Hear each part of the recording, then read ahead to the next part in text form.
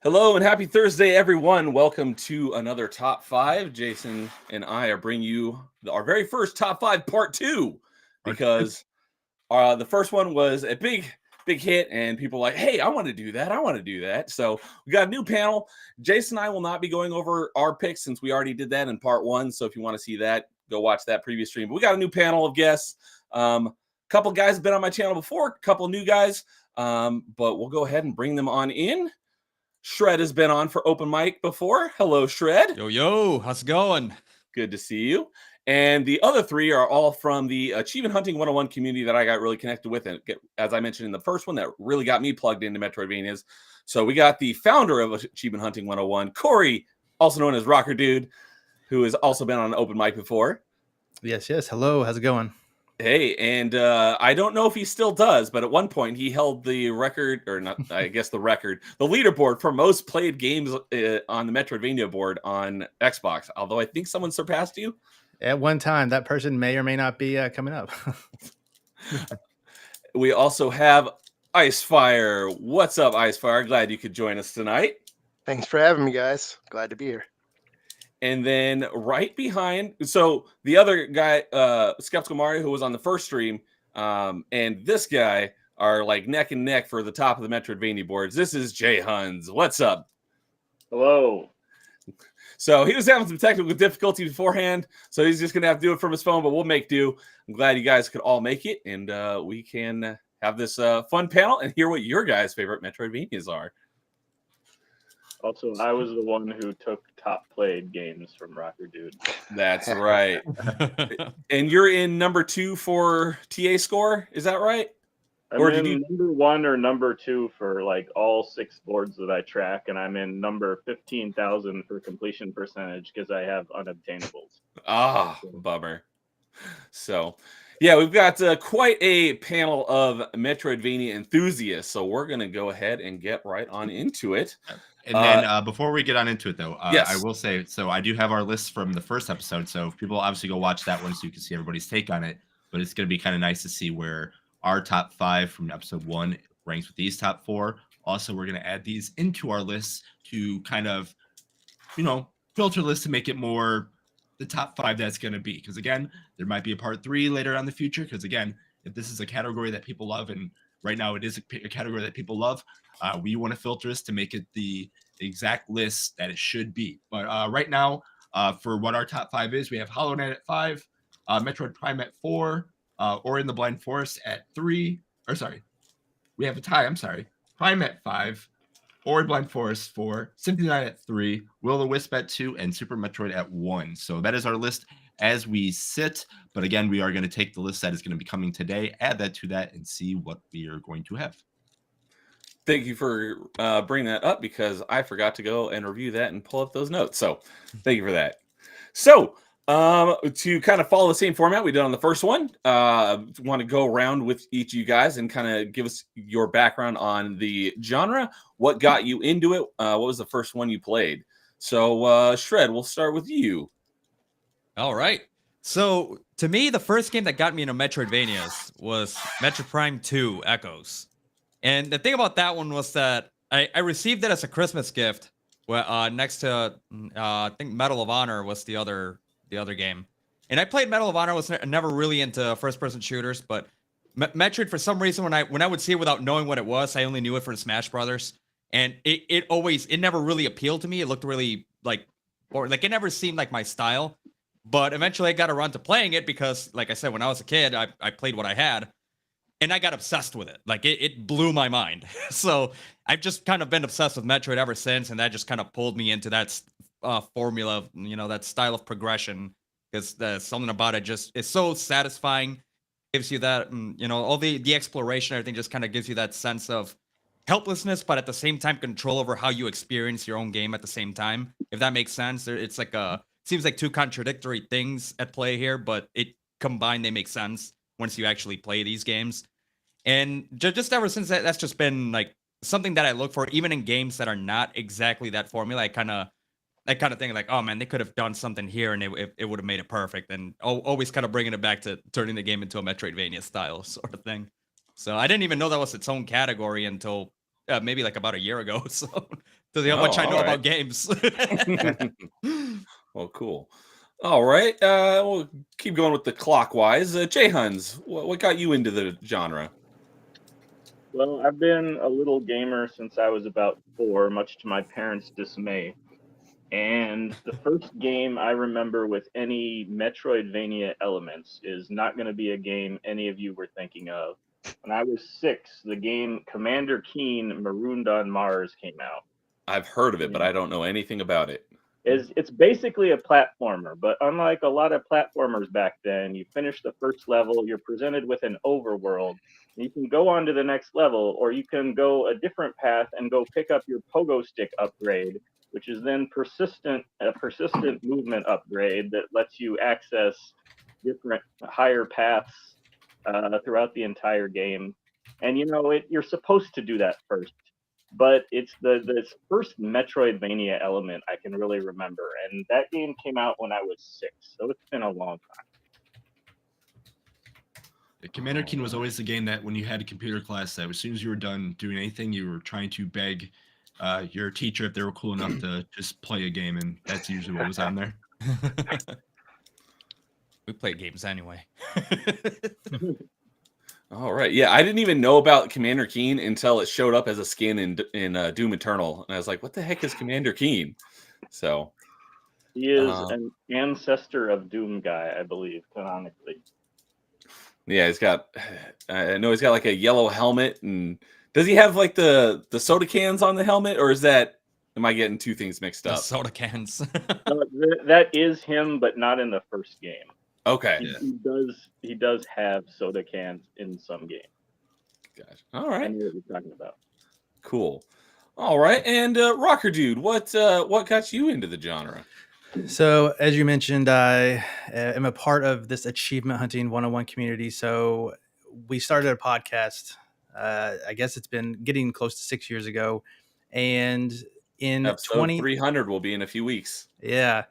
So in 2019, I believe it was, we decided we were going to do Year of the Vayner. And so every month, I don't know if we did it the way that you kind of run it now, but it was just kind of like everybody's going to play Metroidvanias throughout the year. And my goal was to complete one a month. I had kind of talked about, a couple here and there as a community. We've played some before. And so really that like kickstarted my love for it. But looking back, it kind of started with Shadow Complex. So not that retro, but in the Xbox 360 arcade days, I would play and get all of those summer of arcade games that were my favorite type of games, and Shadow Complex weaseled its way in there. And without even knowing what a Metroidvania was, I played it, loved it, did the speed run and all of that. So kind of since then. All right, more recent, but still, that's an excellent game. That was on my list of top fives. So, and Icefire, what about you?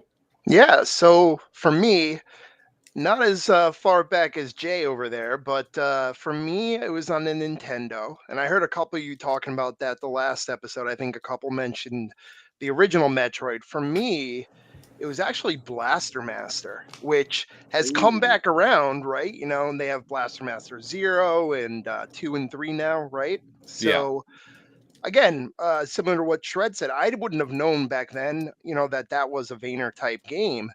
But, when you think back to it, it has all the elements. It's got an overworld. You can't get into certain areas without having different abilities and things like that. So, never beat it when I was a kid. It was way too hard. Nowadays, though, played the 0 game recently and was able to beat it there. And my love for the genre has been on and off ever since. But obviously in the past couple of years, I've really been getting back into it with the Year of the Vayner that you've been running, stuff like that.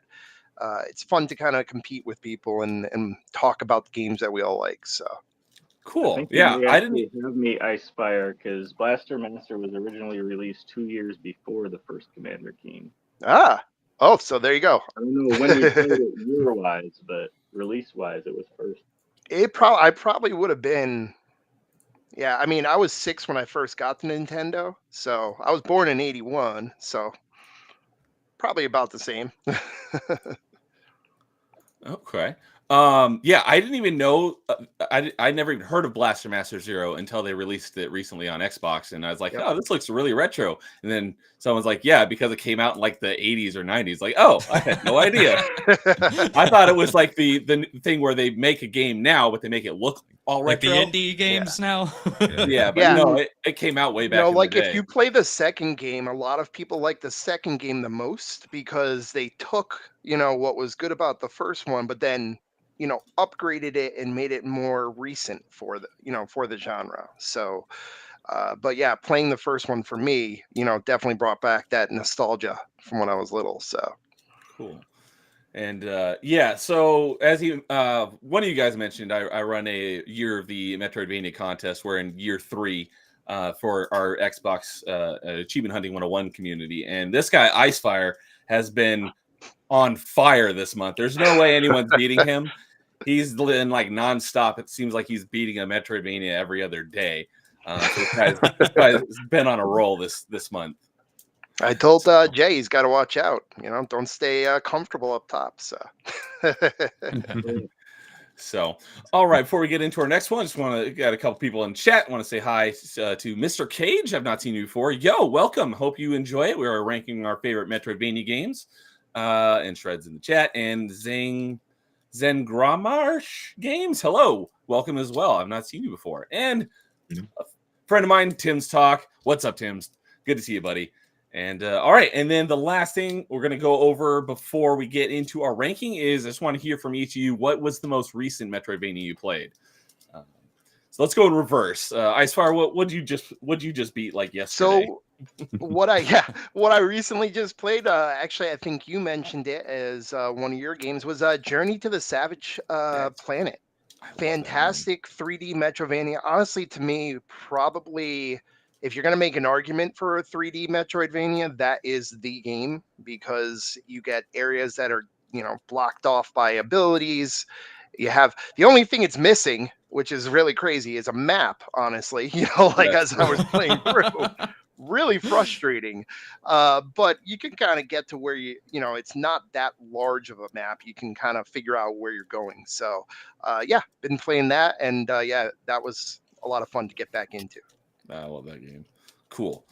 All right, Corey, what did you play most recently? So I need to put this out there. I'm a serial diver when it comes to these types of games. So and for those that don't know, diving means getting one achievement in a game and then moving on to something else just to get it on your gamer card. Yeah, and so I most recently I have this game called Fearmonium on there, and which came out soft, right? Ratalaika. Okay. But it's not. I mean, it's probably not too hard, but it's also not your 10-minute completion. It is extremely dark as far as like the content that's there, but it seems like it's going to be a solid Metroidvania. So not many people have played it. 76 people on TA. Yeah, I think did was it EOJ who was going through all their favorite Ratalaikas a few weeks ago? Did one of them bring that game up? I mean, I wouldn't say I have a lot of favorite Ratalaikas. Okay. Whoever I heard talk about it said for a Ratalaika, it's pretty good. Could have been Waka or somebody like that. Waka is one of 24 completion, so probably him. That's probably who it was. I haven't played that particular one yet. So, all right, Jay Huns, what did you play most recently? I'm currently playing through Leica Age Through Blood, which is an absolutely insane, like, hybrid game between a Metroidvania and Trials, I guess, or Excitebike. Like, you're driving a motorcycle the whole time, and if you land on your head, you die instantly, and any shot from an enemy kills you instantly. And incredibly dark and grim and about the horrors of war. It's an insane game. It's actually in one of my lists today. It's not going to be top 5, but I'm going to spoil one of my honorable mentions because I think this is an absolutely psycho game that you should at least try if you're a fan of the genre. It's nuts. Cool. All right. Yeah, I think Big L talked about that on the podcast a couple weeks ago on AH 101. It's So yeah, incredibly hard and frustrating too, if that's your thing. And it probably wasn't Big L that talked about it. So It definitely was not. it was Koosh then. It was Koosh news. I could see Okay. Kush, yeah. Yeah, it was Koosh, not Big L. All right, and Shred, what was the most recent Metroidvania you played? So the most recent one was an actual like Metroid game because I was going through the Prime series again. So it's Metroid Prime 3.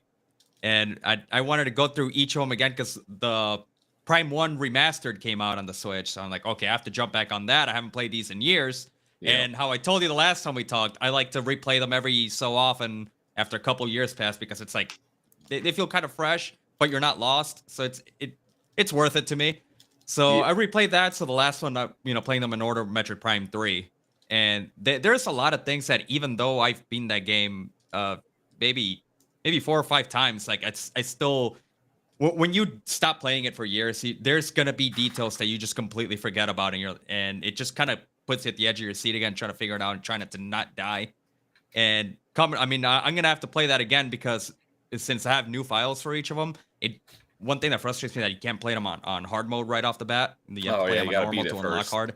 So I'm gonna go back to it maybe in like a year or something. And just play them on hard. Hopefully I still have that save file. But yeah, Prime 3 was the last one I played, and I've kind of taken a break from it for now. Yeah, I definitely need to play through the Prime games again. I think the last time I played through them was probably around 2016, so it's been a while. Yeah, it's definitely worth revisiting. To me at least, I love them. So Yeah, I think on the first part 1 I was talking about that. Prime was probably what really got me into the genre, so I love those games. So all right, cool. Well, we are going to get into our top 5s now. Does anyone want to go first? All right, I guess I'll pick someone. I'll start off. All right, cool. Because the thing is that once I actually had a pick, and I was trying to pick games other than Metroid games, because like I told you earlier, it's like, oh, I'm gonna get bullied because most of them are Metroid. That's like kind of what I'm obsessed with. But so I remember this one that I played so many years ago when I would go to a friend's house. It was Bloodstained, Ritual of the Night, not Symphony. Okay. That one. So that game is one that I'm a little upset that I never got to own, but I would play it whenever I would go to my friend's house because I was still kind of going to tech school, wasn't really making a whole lot of my own money at the time. But I would go to my buddy's house, he had it, and the way we would play this, not at all the way that you would expect, to play these sorts of games, but he would play for a little bit. I would watch him. He'd die a bunch of times, and he'd be like, all right, here, just your turn. I need to take a break. So he handed me the controller, and then I would play for a little while, and meanwhile, we're over here doing Yu-Gi-Oh! Theory and stuff like that. but that's kind of like what we would do on the weekends. Like, I would come over, we would play whatever game he wanted to show me that he had, and I would take turns with it. And Bloodstained was one of the ones that we both actually ended up getting really into, along with like other games like Shovel Knight and some other ones. But I remember specifically with Bloodstained is that basically like it really blew me away, just the insane amounts of powers that you can acquire and upgrade, and how you kind of actually build up your character as opposed to it just every new ability just kind of stacks on the way that it does in like the normal Metroid games. So like in this sense was something that I found really fascinating about this, and just the way that when I saw how it has to map in the corner, it looks pretty much exactly the way that it does on a 2D Metroid game and everything. It's like, okay, they knew what they were doing. They had this style in mind. So to me, that's one that I got pretty obsessed with, but I never owned.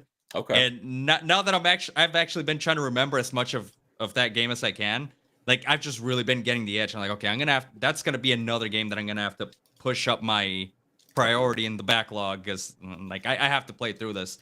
This is one game that the reason it did not place higher on the list it's because I never finished it. And because, like I said, I never played through the entire thing on my own. It was like I would watch him play for a little while, and then he'd pass me the controller. I would play for a little while, and so on and so forth. Never really sat down like on my own and like really get into and do like my own build and all that stuff. But despite that, I this was a game that really blew my mind. I thought it was really fascinating. Even just the enemies that show up, like you're fighting these giant cats that just like they look like house cats but giant, just stuff like that, or like a floating dog head, or just. But then also just like all the demons and the floating haunted paintings and all the like all the flavor and just the like. I'm a real sucker for like the horror theme, like just kind of seeing like the monsters are not just they're not just like random enemies that you have to like shoot or jump on. Like they actually look like creatures, like something that you would find horrifying, you know? Like it to me, I find it really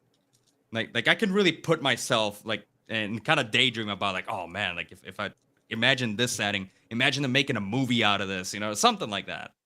So that's kind of what I got for that one. All right, yeah, good stuff. That's a pretty good game. I completed the Xbox version, and there's also a Windows version. So I'm gonna be playing that. Really? What used to be on Game Pass, it left, and it recently just came back a few weeks ago. So if anyone wants to play it, it is on Game Pass now. We heard that it may be getting new achievements too. Today. Yeah, there might What be was new I got the achievements. itch, Sorry, so Jay, I might. But yeah, I mean, it I know was. it's. Oh, I go say I ahead. know it's only number 5, but I'm glad somebody said Bloodstained because I know when we did our first episode, I was waiting for someone to have it on their list, and I don't believe anybody did. And I mean, it's a very good Really? game. So I feel like yeah, it's a solid game. It's a great example of the genre too, right? You know, I Mhm. mean, it doesn't have a lot of like extras or anything like that, but it's solid to play through the whole way through. And you know, I think Shred, if you like what you played of it so far, you're gonna enjoy the rest of playing it. So you definitely should pick it up. So Oh yeah, I bet because I know those types of games, especially the ones where you build up your character. Like yeah, it kind of it gave me like a weird. I don't want to say Diablo entire, but like Diablo, God of War type of vibe. How you invest points into certain weapons and stuff like that. yeah. Well, we So were saying. You know, sorry, I didn't mean to interrupt you, but just to like add to what you were saying, right? We were saying in the chat like about this that you know, one of the great things about the game is you can build out your character pretty much in any way. You know, whatever weapon you like, you know, you can build into it. So I agree with you. It's got that kind of Diablo like feel, you know. Right. Yeah, there were a lot of things that I missed. I don't know if it was from skipping dialogue or what, but there was a lot of things I missed in the beginning of the game, and I made the game harder on myself than I needed to. So when I play through it again, I know I have all that knowledge now, where it'll make the second time I play it way easier. You gotta read. I don't know if I didn't read it or it just wasn't in the game, so I'll figure that out next time. But I know what one of the main things was the food, because the food will give you new abilities, and I didn't know that, and I was saving it for when I needed health. And every time you eat a new piece of food item, it gives you like a new stat boost. And I didn't know that. I think So they tell you always it saving once. Yeah, they tell you it once, and then that's like it. So yeah, if you didn't pick it up, yeah, and it's not a common element in any other game, really. Right. So that was a big thing. I was like, oh, I've been playing on hard mode this whole time, and I need to invest my skill points by eating this food.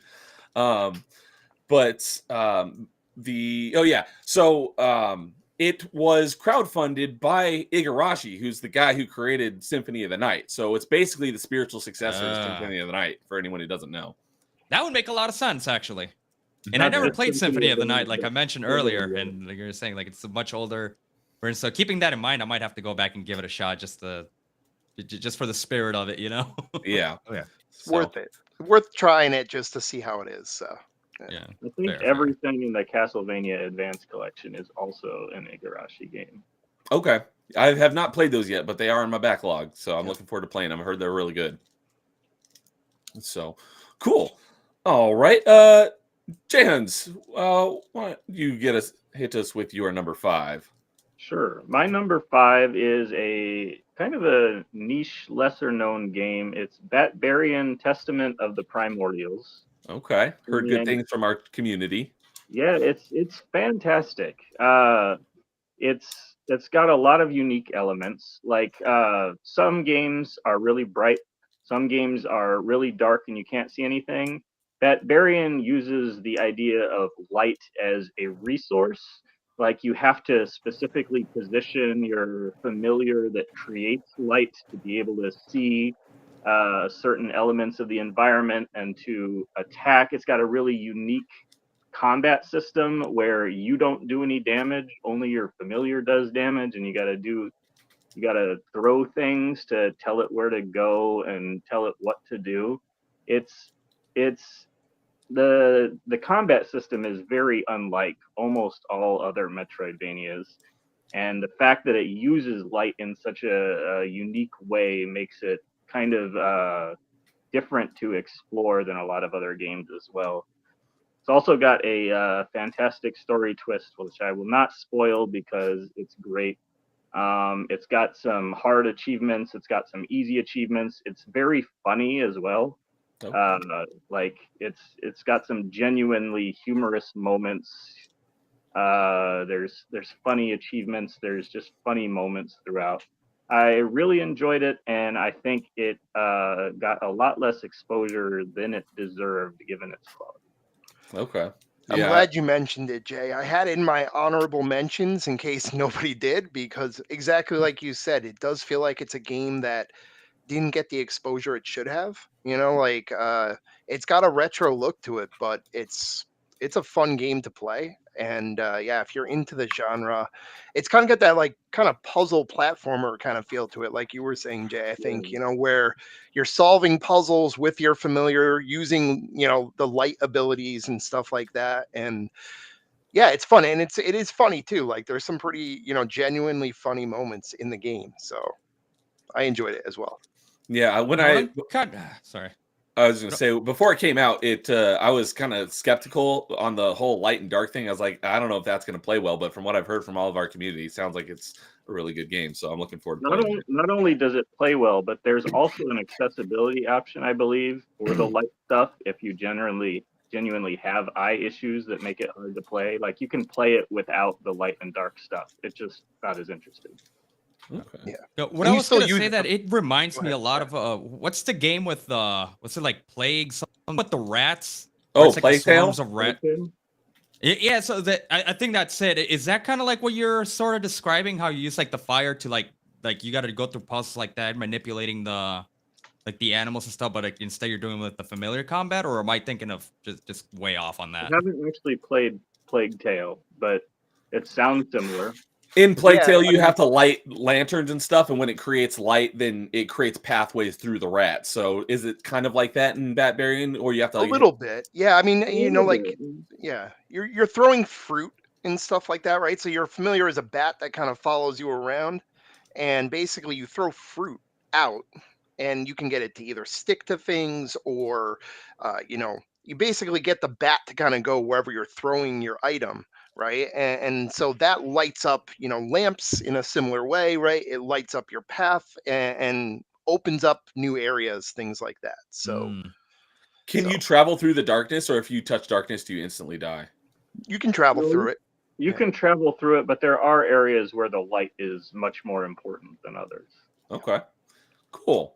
And we got Mental Knight hopping in saying accessibility. Now you're talking my language. What's up, Mental Knight? Good to see you, buddy. Cool. Yeah.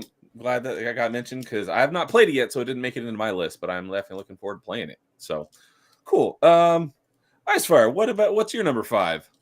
Okay. All right. My number 5. This one was a tough one. It was battling out with another game, which I left on my honorable mentions, but ended up picking one that I don't think others will pick. Iconoclast is a game that I played. Honestly, best way to describe it is it's got great Metroidvania feels, but it also reminded me almost kind of like games in the Super NES area, like where you had these like action RPG type games with a good story to them. So a lot of times you'll hear Metroidvania games don't have a story, right? Because it doesn't really work with, your ability to try to travel everywhere and get to where you want to go, right? So, right. But Iconoclast is one of those games that actually mixes it in pretty well. Like, I mean, you're going to get directed a little bit more than other Metroidvanias to continue your story. But it's a great story. It's got lots of twists and turns. The combat was fun. It just was a really memorable game for me. And so definitely a game that, again, if you like that kind of SNES, action RPG type game with a, quirky story, and again, if you like the Metroidvania genre, it kind of blends both of those very well. So definitely recommend There's it. a lot of puzzle platformer elements. I feel Yes. like with the wrench. Yes. I Yes. really enjoyed Iconoclast as well, and like there's that one cutscene that was one of the most Yeah. surprising cutscenes I've ever seen. Yes. It's fantastic.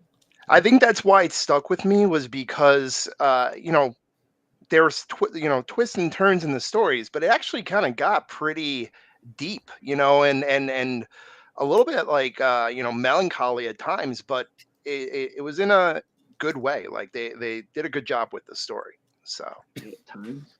Cool. it was pretty brutal at times. Yeah. Awesome. Yeah, from what I've heard from all our Vayner group, that most people have talked highly of that game, so I'm looking forward to playing that one as well. It's cool. All right, and Rocker Dude, what was your number 5?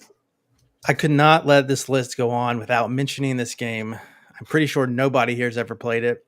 Some of you have not even heard of it. It's called Super Epic: The Entertainment War. Okay. My And backlog.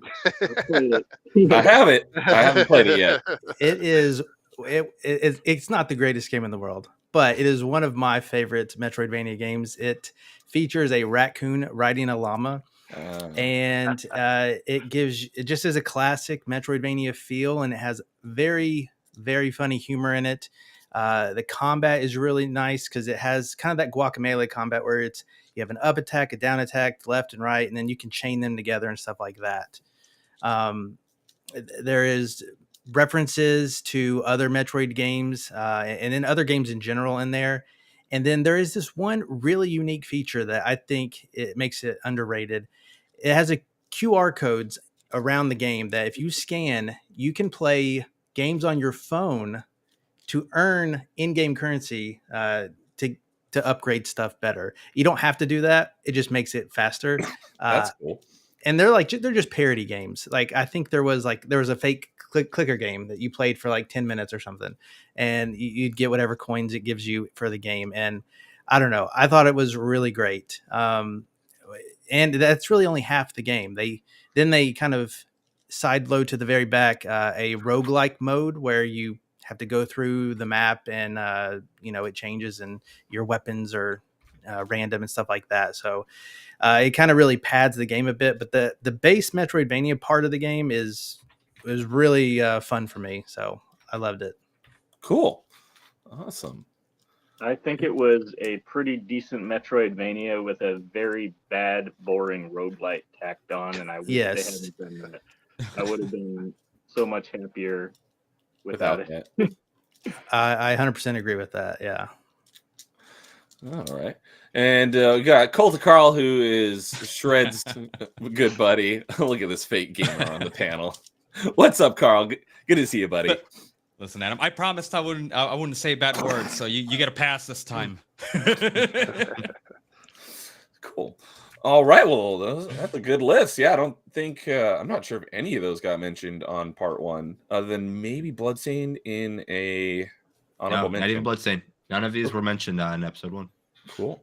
Good stuff. That's what I was hoping for with another panel. Awesome. All right. Well, we'll go ahead and get to our number 4s, starting with let's go with Corey.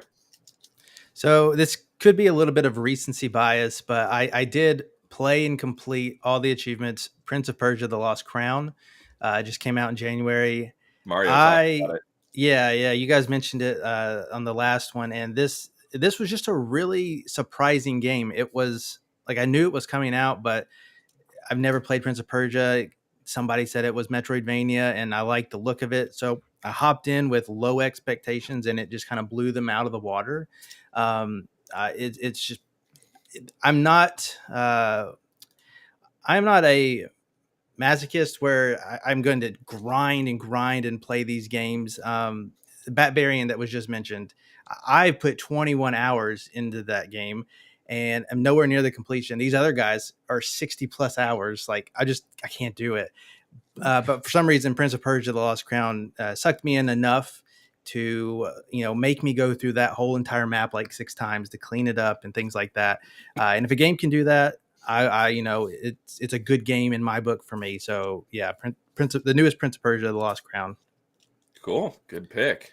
Yeah, I'm very much looking forward to playing that. Did you Ubisoft Plus that game? I did indeed. What does that mean? So Gamer, I Ubisoft, don't know what that means. Ubisoft Plus basically Ubisoft has their own subscription service to all their games, like Game Pass or EA Play, called Ubisoft Okay. Plus. So you can subscribe to it for a month and get access to all their games without actually owning them. I see. It's about $18 for 1 month. So, versus $60 for the game. If you're going to play it in a month and complete it, it's pretty worth it. Plus, gotcha. Stretch out releasing the extra content over like 3 months. Yeah, of course they're going to do that, right? Because it is Ubisoft. So yeah, as an achievement hunter, that is That's our things that we weigh. Now there's a roadmap. If they add achievements, that's another month down the line. At that point, I'd probably wait to make sure they're done. But yeah. Mhm. Yeah, because I heard in that roadmap, I think there's a story DLC as one of the things that they're planning for it. So, being a Ubisoft game, I'm sure it won't be very long until it goes on sale. So, I'll probably be picking it up and buying it from how good I'm hearing. It's on sale right It's now. on sale. Yeah, Is this- it is. It's on sale for $30 right now. That's right. Probably worth $30. I mean, we all paid what, $18 for the month. You're not paying much more, and you get to keep the game. I'd say it's worth the $30. So. Granted, you have to take a grain of salt for me, but I mean, I picked up the game for my Switch for $20 and I got a physical copy. But again, I get discounts and all that kind of stuff. But I mean, yes, it's always on sale. It's a Ubisoft. Yeah. Cool. That's worth noting. That's the game that I was seeing some hate for on at first, because like it didn't seem to have anything to do with like the previous Prince of Persia, because that's a game that like I didn't play the first one, but the second and third one. So I had pretty fond memories of those, and this new one it didn't make sense, right? Like it looked like it wasn't even the same guy. It looked like it was completely different. So it's not the same person. It's not the prince. So a lot of the Prince of Persia like purists were not happy with the direction that they took it. But everyone who played it said it played really well. Yeah, so I've got it on my I heard list. a lot of people are saying that too. Yeah, it's worth giving a look, and I'll talk more about it too when I get to my part of it. But yeah, sweet. And here's the thing for me, it kind of is a blessing. I could give two craps about story most of the time. I will skip cutscenes. I'm here for the gameplay, and if the platforming is good, that is 2 thumbs up. So I remember you saying that when you were in the chat on part 1. Yeah, I couldn't even tell you what happened in the game, so. But it was fun. Cool.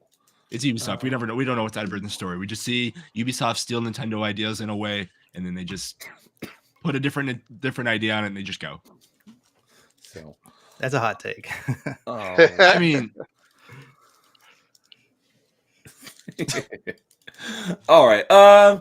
Jay Hunt, what was your number 4? My number 4 is another pretty indie title. It's Grime. And there are an absolute ton of Souls-like Metroidvanias out there now. Like half the Metroidvanias on the market probably have at least Souls-like elements in them. Grime is like a purist Souls-like Metroidvania. I think it's the best one of them that's out there. Nice. It's better than Blasphemous for me. I haven't played Blasphemous 2 yet. Maybe that's better. But of all of the ones I've played, I think I enjoyed Grime the most. It's weird in the classic Dark Souls way.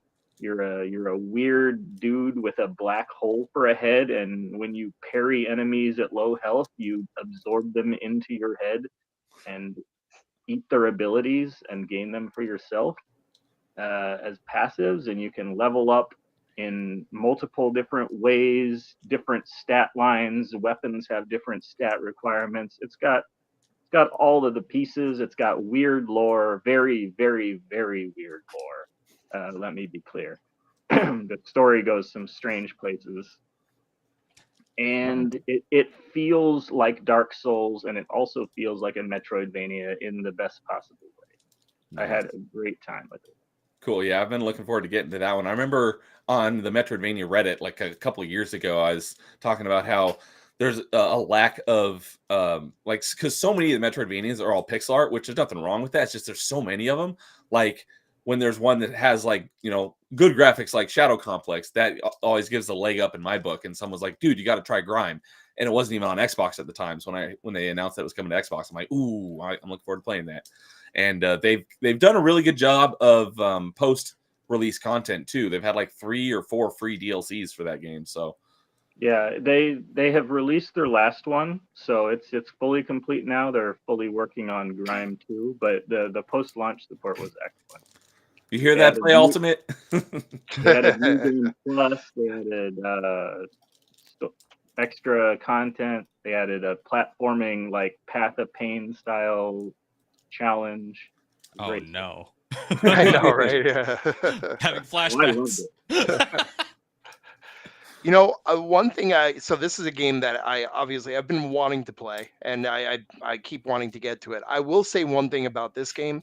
So in games with like parry mechanics, I am terrible with my reflexes, apparently, at least when it comes to parrying. I cannot parry for the life of me. So usually my tactic is go in, try to smash the heck out of a boss and hope that works, and maybe dodging a little bit, and smash some more.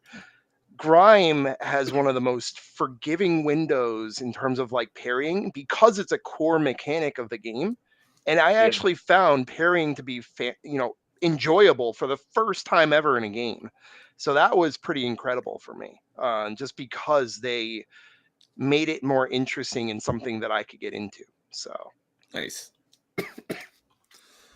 No, that's one of the things that I was saying, how you mentioned that it's the combination of Metroidvania and Souls, which kind of, I know the last time we were talking, how I was talking about how I felt so close with that's something what that health point could have been. Whereas so Right. many elements like, oh, if they had tweaked this thing here, it could have been, Metroidvania, because they use things like to get to new areas, instead of having to get a new power, you need to get like a key card or something. So it kind of like, oh, so close, right? But now that you're mentioning this, Grime with a G or with a C? Grime, Grime. Yeah. Grime, okay. So that now that you're mentioning that and you're saying that it has that fusion, because that's kind of been on my mind because of that other game.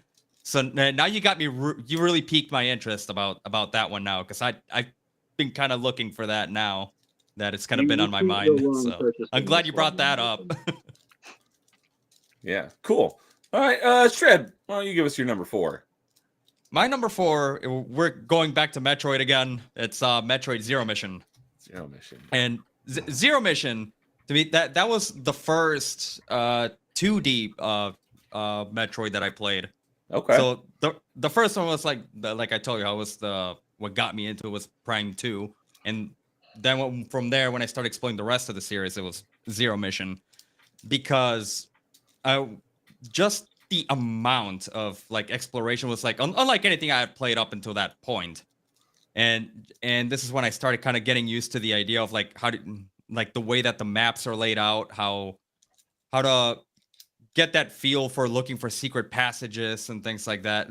Stuff that I developed a lot of habits from playing Zero Mission that translate onto almost every other game that I play that shouldn't, where like I shouldn't really have to do that, but I do it anyway. Where I have to like explore every corner, and if something looks a little off colored, I have to try to blow it up and stuff like that. But I think that's also true for like even a lot of Zelda games and stuff like that. I was just gonna say, our last episode, that Zelda and Metroid, especially if you played the NES versions, anytime you see something off colored, anything like that, you're like, do I have a bomb? Do I need to bump into this? There's something behind that wall. I guarantee there's something there.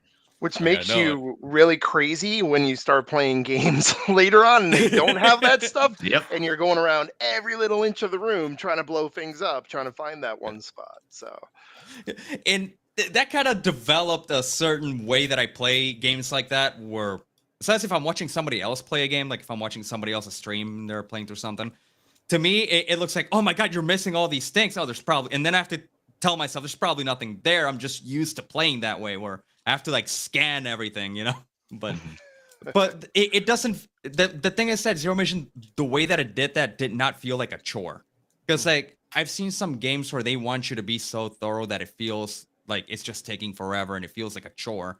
Whereas with Zero Mission, it felt much more rewarding because even just the environment looked like something quest worthy, like it looked like something that you like. To me, it always piqued my curiosity. Just the designs, when you see an enemy that looks a lot like the previous enemy, but there's something different about it, like it's an off color, right? So you kind of want to see before you approach it. I mean, I'm saying the first time I played it, before I approached it, I was like, what does this guy do different? Like, does this guy have more health, or does he have a different pattern? Does he have a ranged attack? Those are things that kind of race through my mind whenever I encountered new enemies. But especially the ones, like I said, it's an enemy that you've already encountered, but it's a different color. So I know it's going to be a variant of something I've already fought. So that's the sort of stuff that, to this day, kind of makes me take pause when I encounter something like that in a game. And so with Zero Mission, it's basically already with the knowledge that it's the remake of like the original Metroid, which I did get around to playing, and I couldn't make myself do it. I'm just like, I love Metroid and all, but not enough to play the original when all the rest of them exist, Yeah, Zero Mission's the way to play the original for sure. It is. Yeah. Yeah, I mean, you're getting the same experience plus more, right? So, right, exactly. Quality of Now, life improvements. yeah. Yeah, definitely a lot of that being able to diagonally and all that stuff. It's huge, but also, also at the time, the fact that it was portable as opposed to console and all that stuff, like also helped me. Like it was actually very useful for me to have time to play it and all that. But the one thing that I didn't like, and I've heard actually my buddy JM as well said this when he got to the part, like the post game where you have, and then that last, like I didn't like it. I didn't like the additional content on that. I actually dropped the game there myself. For Oh, whatever really? reason, I don't know if it was. It's a little bit harder, right? You die a little bit faster without giving too much away, right? Like, but yeah, there was something about that extra content at the time I played it, which was years ago. But yeah, like, yeah, I had the same experience. I don't know what it was about that post game. So Yeah. It's been so long since It I does played have it. a I don't even redeeming remember what you're quality, talking though. about. it's What's different. the redeeming quality? Yeah, so the redeeming quality to me was the fact that like once you got through the high ten, like the part that felt like a chore, where like you can't really do anything and you're completely helpless until you get your stuff back, and actually being able to break out of there, and you were like this ultra powerful entity now, and actually being able to go back and continue exploring with like your space jump, screw attack, and everything. Like to me, that was really satisfying. And to me, like it almost made me feel like, oh, all right, you know what? It was worth it. Like I thought it was a good payoff, but at the same time, I feel like they could have done better on that. Because I understand the intent of them trying to make it feel like you're supposed to be helpless, you're supposed to be scared and run away every time you get spotted and stuff like that. But I feel like the way that they put it together was too much. It felt like too much of a chore. And one of the things that I don't like about like the some people like this in challenging games. Like what I don't like is repetition. Like where you have to do the same thing over and over and over again. Because at a certain point, it feels like it's not being respectful to my time. But so Zero Mission, it wasn't that bad, but you kind of start having that feeling where it's just like, oh my god, dude, come on, like, like so. But yeah, it's like once you jump that hurdle, it was great.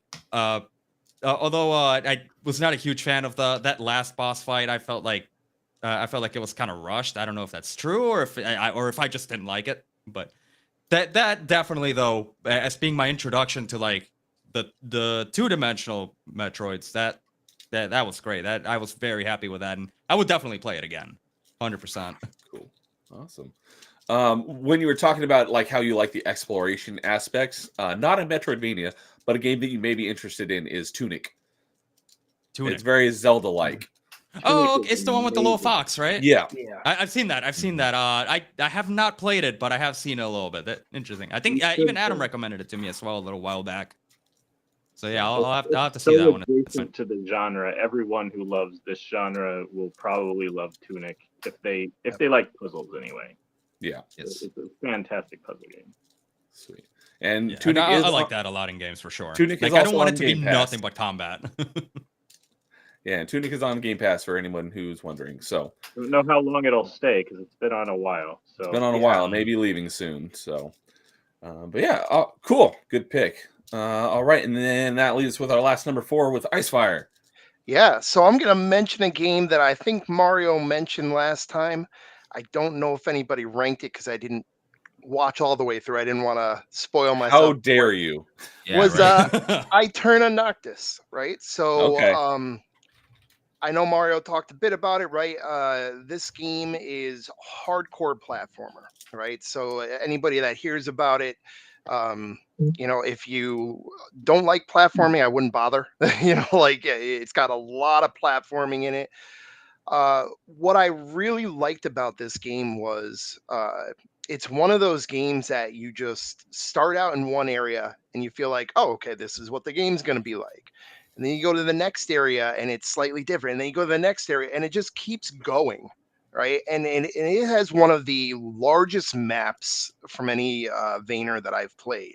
It's so big. And yeah, it's just such a big map. And I mean, there are so many mechanics that they throw at you at different times, and some of them work for some people, some of them don't. I don't want to give any away, but Jay, I know like the Cosmos, right? Is an area everybody always talks about as when you get to there, people are going to be like, "What the heck is going on? How am I controlling my character?" Hate it for sure. Yeah.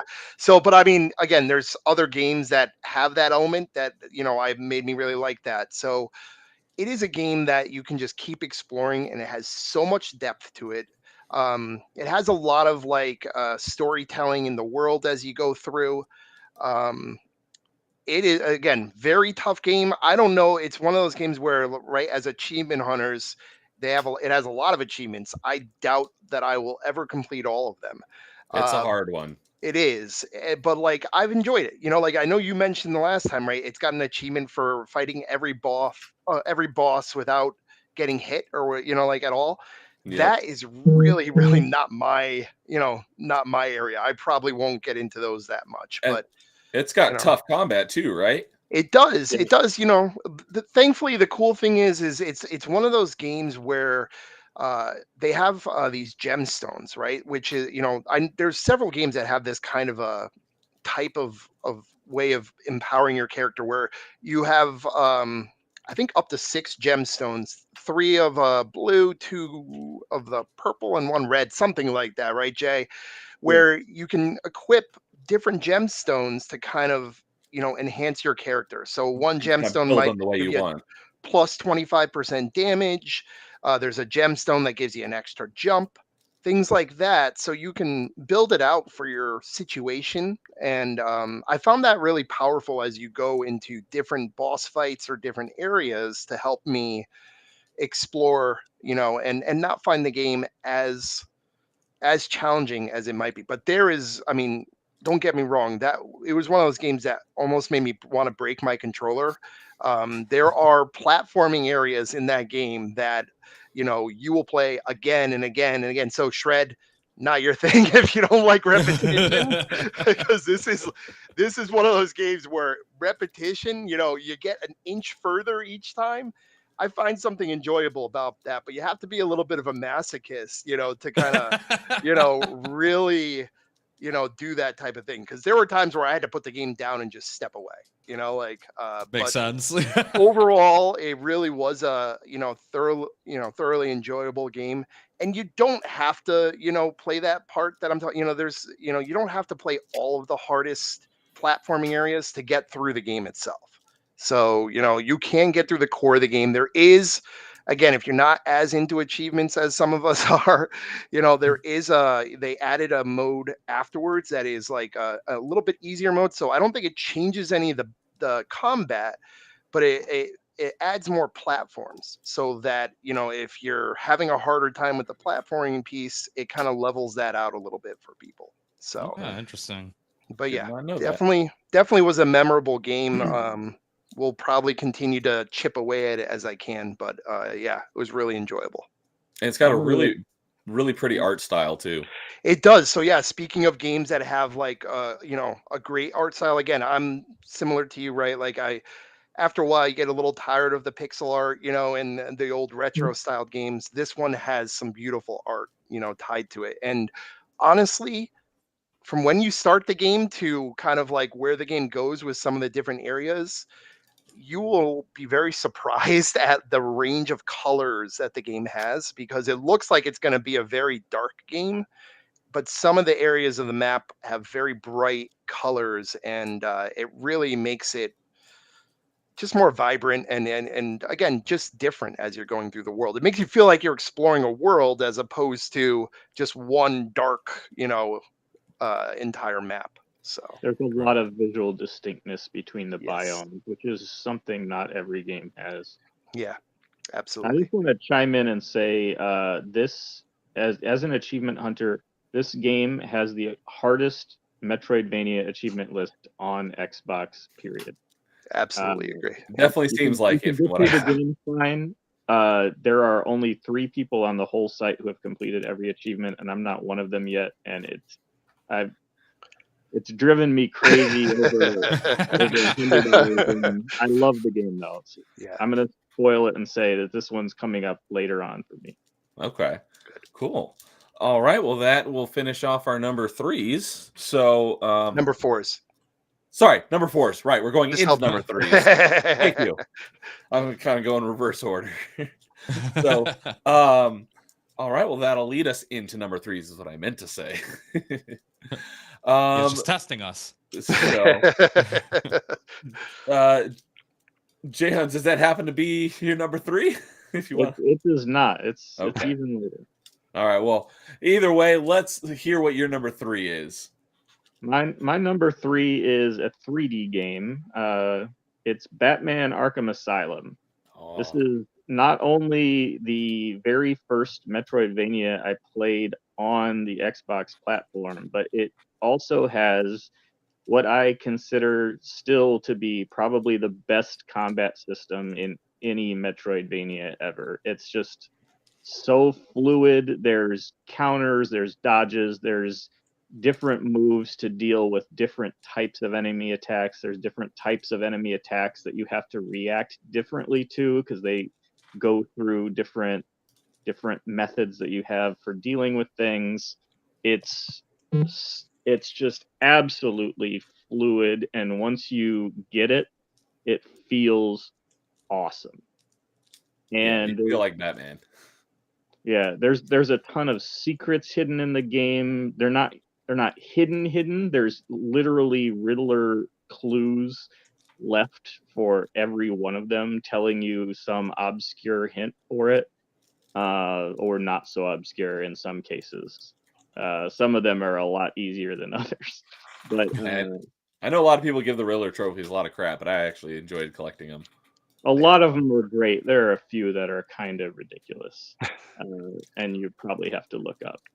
But yeah, the combat system's great. The secrets are great. The exploration is great. There's multiple ability gates that you can do different stuff to get to different places. It feels like a Metroidvania. It's got a good map. It's got all the elements, and it's for how long ago it was released, it still looks pretty good, and it feels like Batman. You will feel like Batman playing that game, and that's great. Yeah, it's aged very well. How many times have you played this game? I was just going to ask you that.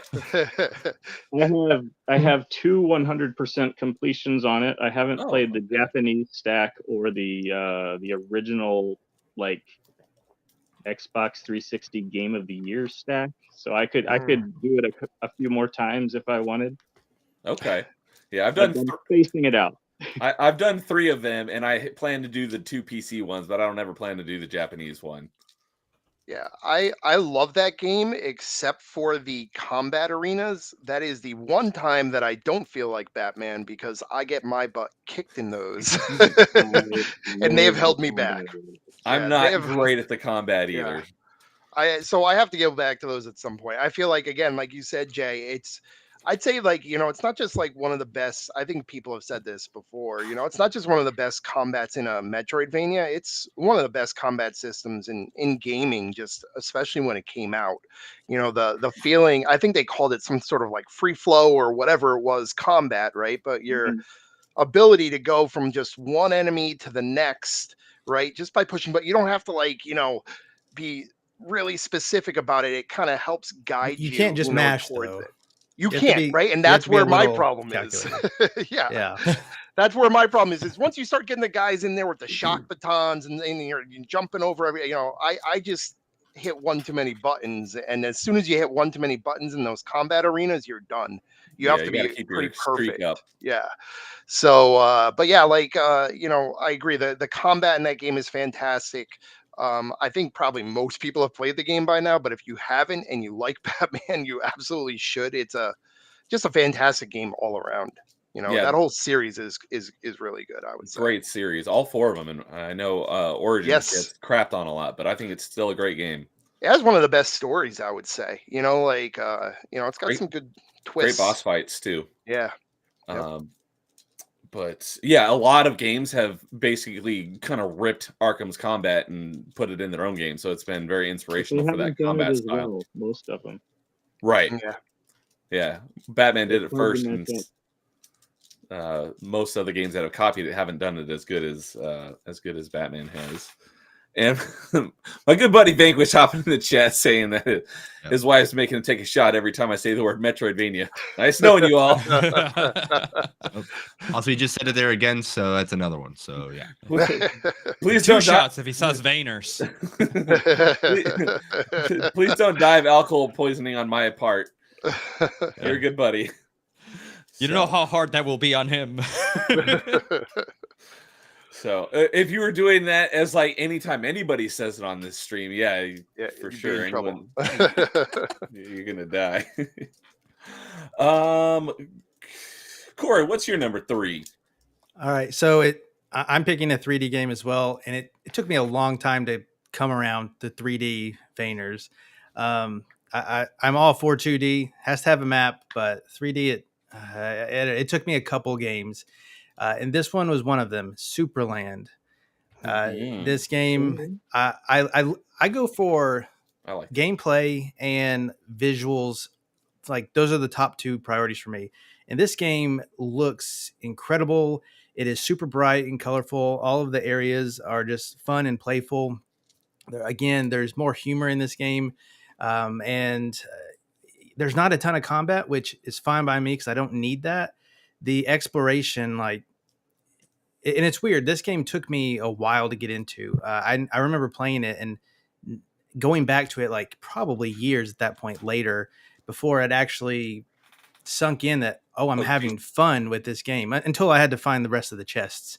But otherwise, it was really fun. And exploration is a big thing for me as I get those powers to explore better and faster and in creative ways. It just makes the game more fun, and Superland did that for me. Yeah, when I often talk about how there's a surprising lack of 3D Metroidvanias, I always mention Journey to the Savage Planet and Superland. Yeah. That's a game. If you like secrets, by the way, that is a game everywhere with a lot of secrets. Like the guy who made that game and developed the map for it thought of all these clever places where you can kind of just break out from like where you're usually traveling. And if you're trying to sequence break or basically get out of the map, there's so many secrets once you start doing that, which is pretty cool at first. But yeah, like Rocker said here, right? Like after a while, it does drag on for a little bit. I think that was the only thing I didn't like about the game. If you're trying to do everything in it, like by the time I was trying to get the last chest, I'm like, all right, I could have been done with this a couple hours ago. But ready to be done. Right. Before that, Gotta do it. great. Now it's personal when you start trying to get the one right. thing. Yeah, you can't leave it at like 95%. So. But yeah, good game. I agree. I'm right there with you, Rocker, on the combat. I think they could have actually like toned it out entirely, and I would have liked it even more because it gets a little heavy on the combat at the end of the game, and it's not like built to be a combat game. It seems more like they kind of shoehorned it in. So I think they could have left it out, and it would have been a little bit better of a game. But I enjoyed it. So it used to be on Game Pass. It's not anymore. However, the sequel, Superland 6 Inches Under, is still on Game Pass. I'm going to point out, I don't even think that one's even a sequel. I think it's supposed to be like a mid-game creation, and I think they're coming out with a Superland 2 or a Superland so- World or something like that. Super So, World, yeah. More is that like what it is? expansion. Yeah, I wasn't sure. Yeah. So yeah, there is going to be like a larger game that they're creating. The Superland 6 Inches Under, I think, is like to tide us over until they. It Okay. started out as a DLC and then it got. Oh, that's what it was. Oh, Thanks, Jack. okay. Yeah. That makes sense. Yeah. I So will anyone say who one go- negative thing about Superland, it has the worst map of all time. There was none in the original release, and people complain. So what the developer did in a post-release update was add a map, but it's literally a map on the wall of your house. You have Oh, to that's go to your right. house to see it, and you can't access it at any other time. It was Wow. like That's almost a worse. middle finger to the I'd be people mad. who were complaining. Yeah, if I had to give it a negative, that would be the negative. Yeah, it's like, hey, can you give us a map? Yeah, shut up. Here's your map on the wall of your house. Gee, thanks. We really appreciate it. But yeah, for anyone who isn't familiar with Superland, basically you play a little tiny guy and you're in just like the backyard of a person's house. It's basically like Honey, I Shrunk the Kids, and you have like a kind of like a portal gun that you use to solve puzzles and stuff, and it's a great exploration Metroidvania. So if you like 3D Metroidvanias, I definitely recommend it. Okay, so now the title that you mentioned, 6 Inches Under, actually makes a lot more sense now that you explain that it's. Yeah, I was like, huh? little itty bitty guy. Yeah, Yeah. I think it's supposed to be like a little toy character or something like that. Like it's Mhm. almost like a, I don't know, gingerbread cookie shaped character that you play as, basically. It looks almost like You know? Red Gumby. Yeah, Kind yeah, of, Huh. yeah. Yeah, it's a good explanation. And I think his name is like Red Guy. Yeah, yeah. That's funny. And Canonically, God in Superland is the child who built the play area that is the world. that's Yep. right. Huh. Yeah. That's great. So, and my buddy Paul Hadouken saying if Salt and Sanctuary, which is his favorite, isn't on anyone's list, then it's pointless as Zelda without Wind Waker. Sorry, bud. Shred your only hope for that one. Yeah, as I've told Paul many times that it's not a Metroidvania on the Xbox leaderboard, so none of us are probably going to have played it. But I do have it on my wish list. Yeah, tell him to port it. It's on Xbox. It's Well, just if you not want to find out if it's on classified. my list, It's you're gonna on- have to wait. It's on I- Xbox. It's just not a Metroidvania. Oh, that's I right, own it. yeah. Is I've it? dived Is that it. the one that has a sequel to? And the sequels. Salt yeah, and that's what it Sacrifice is the sequel, which Yeah. is not on Xbox. Yeah. But I do have Salt and Sanctuary on my wish list. It's been out since like 2017 and it's never been on sale. Mm. And it goes Oh, on wow. sale, I will buy it. I've told Paul that every time he mentions it. I will buy it as soon as it goes on sale, despite it not being a Metroidvania. Maybe we can change that, but I know how picky the genre team is. It challenges the genre, he says. We do have to do that sometimes and Yeah. open. We do. When we have to challenge the form. Sometimes we have to genre fight team. to Yeah, remove I- a game. I Yeah. see what you mean. Okay. There's sometimes there So a it's game like a will- living document. Yeah. So yeah, they have a, TA has this genre team that basically has to make choices based on, clips or like, what the challenge. games, like look like ahead of time, what they might get tagged as elsewhere on Steam or something. And yeah, there's a lot of times where they may not tag them as, we might think, or, others might think who like the genre. So we have to challenge it. And Or we'll challenge it and they'll say no and it gets rejected. yeah. So is that kind of what the whole thing is with like Dead Cells? People are like, "Oh no, it's not," and then people Yeah. consider it, or that's kind of the whole thing. And How- Carl, Death's Door is another one that is not a Metroidvania. Yeah, it's how the system works on True Achievements is like the first 2 weeks a game is out, whoever's played it gets to vote on it, and so it may not get the genre. And like if it's a really small game that like no one's played, then whatever the people vote on gets set.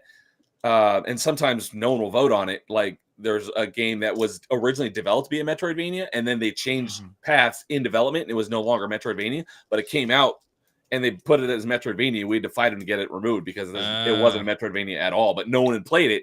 So it's like, well, you guys haven't played it. How do you know? It's like, you just have to go look at the trailer and see it's not a Metroidvania, but Yeah. sometimes they need people to actually play it to have proof of it. So Makes sense. All right. Also, just with that, Nerdy Neo said right there, Vanquish, I hope you're not in the chat anymore because that was about 7 times he just said it right there. So if you are with us still, you might not be with us I forgot anymore. about that. Oh, that's why you said Death's Doors, because Cult He Carl may mentioned no it. I didn't longer be notice there that. anymore. Exactly. Carl called out, and again, that's another one that I think often gets mentioned as genre adjacent, right, Jay? You know, like it's very close to it, you know, like but again, you know, like Corey, I think you said, you know, you played it, it's a great game, you know, like just not really considered a Metroidvania, I believe. It's more along the lines of Tunic. Yeah. I played a few hours of Death's Door, and it doesn't seem like a Metroidvania to me. But yeah, Vanquish, if you're still there, let us know you're okay and you're not dead yet. And that's right. Paul was just playing Salt and Sanctuary yesterday. Okay. And tell me it's not a Metroidvania. Yeah. I've been able to lurk a little bit when I see him on X. I'm just He was playing it on his stream. What was that, Jay? I said, tell the TA team, Paul. Don't tell us. Yeah. So, all right. Let's go with Icefire. What's your number 3? Sure. So speaking of games that we actually had to challenge, and I don't think it was too much of a challenge, but and somebody else already used this game. So Prince of Persia, The Lost Crown, is my third game on on my list. That was actually only listed as a platformer when they put it on True Achievements. We all put in a challenge. That one pretty easily got moved over because it's obviously a Metroidvania game. Yeah, It took about longer than it should have, though. It was about a month Yeah. after it came out till they finally. It took a added while. Yeah, it took a while. So, but you know, I think Rocker, were you the one that had it on your list earlier? Yeah. So similar to what you said, right? You know, like the game just has great action, great movement in the game. I was really surprised by it as well. So Shred. So for me, I had played some of the older Prince of Persia games too, like part of the trilogy. When this one first came out, I kind of felt that way too. I wasn't sure how I felt about, you know, a Prince of, and I was like, what is this? It's not the same guy. Once you play the game though, and you really get it actually, so I actually do follow this story, unlike Corey over here. And I really liked the story in this one. I thought it had some pretty cool twists. They did a really good job with it. You know, this was a good example of a AAA studio actually, you know, putting in effort into this genre that you don't really see that often. You know, there's not a lot of the larger studios that are willing to create games of a Metroidvania style like this. And so it really surprised me. There's a lot of polish on it. Some of the movement in the game is, you know, the abilities you get are different, you know, than you would usually get in other Vayners. You know, you get your basics in there, but they have some other cool ones that you wouldn't normally see. And it's definitely outside Ubisoft's wheelhouse, so it's nice to see them take a chance on something. It is, yeah. Not exactly, because the studio that created it created. Well, Rayman Legends, right? They did, yeah. So I mean, when I heard that they were the ones that were making it, that's where I started to get excited, right? Because you know, like, hey, if you've played Rayman Legends or you know Rayman Origins, both fantastic games, right? You know, and so you knew they had the platforming chops to at least put it together. You know, it was just a question of could they, you know, build out a map, and it really was. It was a great map, very distinct areas again. Honestly, again, I don't want to spoil for people who haven't played it, but there are some really cool areas in that game. One in particular, I think I've seen a lot of reviews call out, where you know the way they present the area is just really cool with how it looks and how everything is staying in place, let's just say. You know, it's just a really cool area of the game. And just in general, like again, like Corey said, you know, the whole game just kept me going. I just kept wanting to, you know, explore more, find more, and continue playing till I got through the whole thing. So it's absolutely up there. You know, it's a recent game that I played, but I expect that to stay near the top of my list for a long time to come. Yeah, Mario had it on his list, so it's good to hear that so many of you guys are mentioning it. Yep. Yeah, I've been hearing that game come up a lot, even from you guys, other people online. I've heard even friends in real life too, and like that game keeps coming up. So I'm getting that itch too because I love the other Prince of Persia games I played, and like you said, it's not the same, but just the fact that there's even a loose connection and like that. that feeling of you come in expecting less and you end up getting so much more, kind of like what you said, that it just blew the There's expectations out of the water. pieces, yeah, there's pieces that tie to it. I mean, it's again, like you said, it's very loose, right? Without spoiling too much, but uh, it does have the whole, again, like Sands of Time tied in a little bit in some ways with how they execute on it. And again, I can't say too much more without spoiling some of the pieces of Right. the game that are better to see as you're exploring it. But Right. I would definitely, if it at all sounds interesting, give it a Mhm. shot because it's a fun game. And Yeah. I would say what's great about this game for people too who don't get like games that are as challenging and stuff like that is the accessibility options in this game are fantastic too.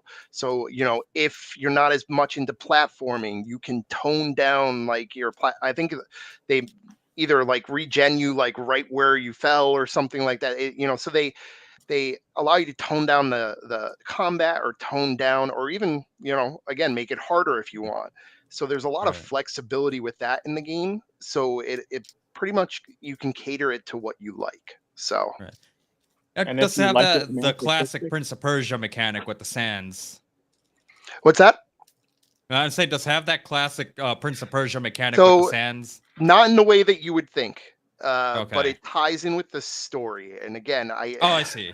I Okay. can't say. And Yeah, again, the it makes one sense. area that I'm talking about has something like that in it. And I know Jay, you're probably and Corey, like you guys probably know what area I'm talking about. It's one of the Oh, most absolutely.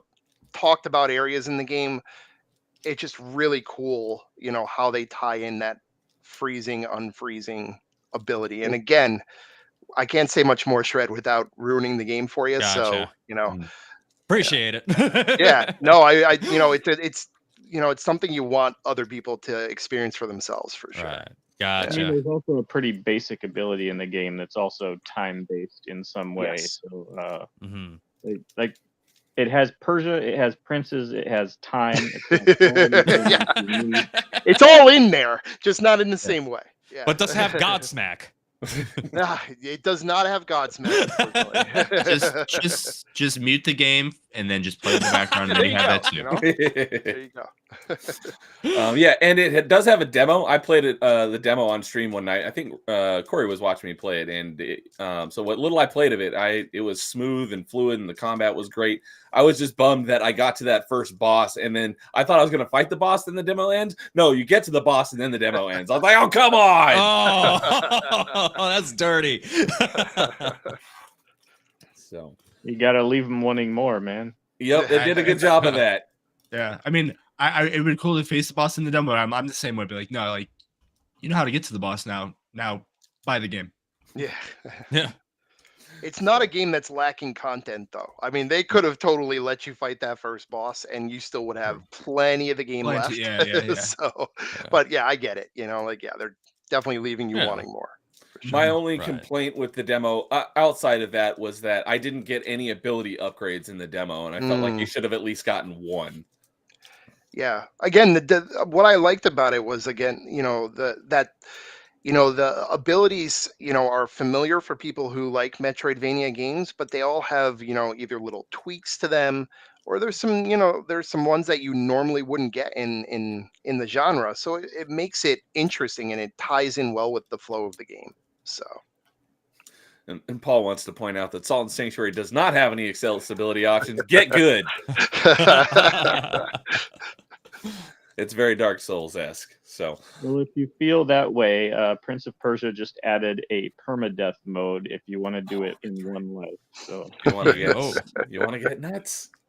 Wow. So, You want to get on some sweaty nonsense? There you go.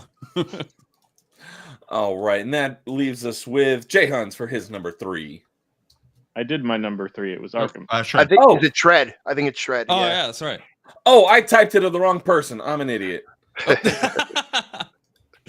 I was gonna say, okay, so it's gonna be another Metroid one, and this one is Super Metroid, which when I was trying to think out my list, I thought it was gonna be a little higher up, but there's another one that kind of creeped its way just barely over this one. So Super Metroid's my number 3, and Super Metroid was one that I was genuinely very surprised by how good it is, considering how old it is. This is why when we were having that conversation earlier about Symphony of the Night and how Super Metroid being as old as it is, and I still think it's such an amazing game that I cannot recommend enough to everybody. That's why I figure, like, you know what, the fact that Symphony of the Night is old, it's probably like I'm probably still gonna enjoy it. But yeah, like Super Metroid, like it, despite I don't know how I could say this, like despite being limited to like the technology of the time and all that, it feels like you wouldn't even care. Like you could just play that and just like you could just enjoy it because you have all the mobility that you could really expect from a game like that. Yeah, even just the aiming, all the like. There's a couple of things that could be better in terms of like when you select your missiles, and a couple of quality of life improvements where it's like if you were to like have a mod or something to it just to like let you use the extra buttons on a controller for that kind of stuff. But besides that, I mean, who cares? Like you're playing this game is freaking amazing. I got so obsessed with it. I absolutely had to play the hell out of this until I 100%ed it and got all the secret. I have played it multiple times, and then what I tend to do with games that I become obsessed with in this manner is that after I beat it, and if I decide to go back and play it myself again and get like a higher percentage or whatever, eventually does get to the point where I get that curiosity where it's like, all right, I'm gonna look online and see what else there is, like Easter eggs, things like that. And one of the ones that I was kind of, I actually found this on my first try where you gotta save the critters, and that was one that I remember was like a huge deal when I was watching speedruns of this, where like that was part of like the audience had a vote on whether the speedrunners had to save them or not, because obviously that's not a huge deal, but it's still just extra frames or whatever. But seeing a lot of the sequence breaking, and this is true for like all the most games that have some kind of sequence breaking potential to them, like that always gets my attention because I always want to do it. I always want to jump on the sequence breaking. Of course, after like the first time that I beat it the normal way and all that. But for that, like it's one of the things that makes me replay the game, despite it not being like things that are meant to be played over and over again, like roguelites and other games, such as those. But with Super Metroid, by this point, I was already really into Metroid by the time I played Super Metroid for the first time. And this is kind of an extra bias that made the game even better for me, was the fact that I had found a guy, I think I forgot how to pronounce his name, Stemage, I think. What he did was he would play Metroid Metal. And this is around the time that I started getting into metal. And Metroid was actually, because of like how this all lined up, it was like one of the reasons that I got as much into metal as I am now as well. So it all kind of ties together, and they all amplify one another. So the fact that I played Super Metroid and a lot of the music that started coming up in the game, I was like, so that's where that song is from, because I heard the metal version first. And this is where he got it. Oh, that dude did a really good job in making it his own, all that stuff. But it gave me like an extra layer to that experience, because I'm, in the back of my mind when I'm hearing like the Brinstar music, and I'm hearing the metal version of it too, because I'm trying to see, like, I see where he got these notes, where he got all the style and everything. So everything just kind of started blending together in like this thing where I forgot what the word is for it, but where like the product is worth more than the sum of its parts. That was basically my experience. You take like all the stuff that I already had from before, like the music, the comments from my friends, all this stuff. Because I had 2 friends that were really into these, and we were just recommending these games to they recommended this one to me a lot, and I just wanted to talk to them about this game after I played it. And yeah, this was the one game that just, all the boss fights, just how cool, especially Fantoon is one of my favorite ones. Like just the intro where he's got like the blue flames just like in the circle and everything, and like how creepy the lead up to it is. It just everything about that game, up to seeing the boss statue, like the golden statues that like one by one you start taking them out, and that's a game that I just cannot. I like, you're just getting me riled up, and I want to play it again now. Like that is one game that I wonder if one day we'll see like how the way they redid what's it called? Oh, Link's Yeah, Awakening. no, the other one, the second one, Samus Returns. Oh, they Samus made the Returns. yeah. So they made that remake of it where it's like kind of 3D ish. Like if they do something like that with Super Metroid, like I will. I would be very happy. If they took like what graphics they used for Dread and they turned that into Super Metroid, that would look very, very That'd be cool. amazing. Oh my god, I would be so happy.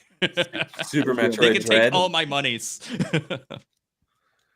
Yeah, that would be awesome. And Paul is saying that he played Metroid, Super Metroid in 2008 and got a tattoo of Samus in 2009.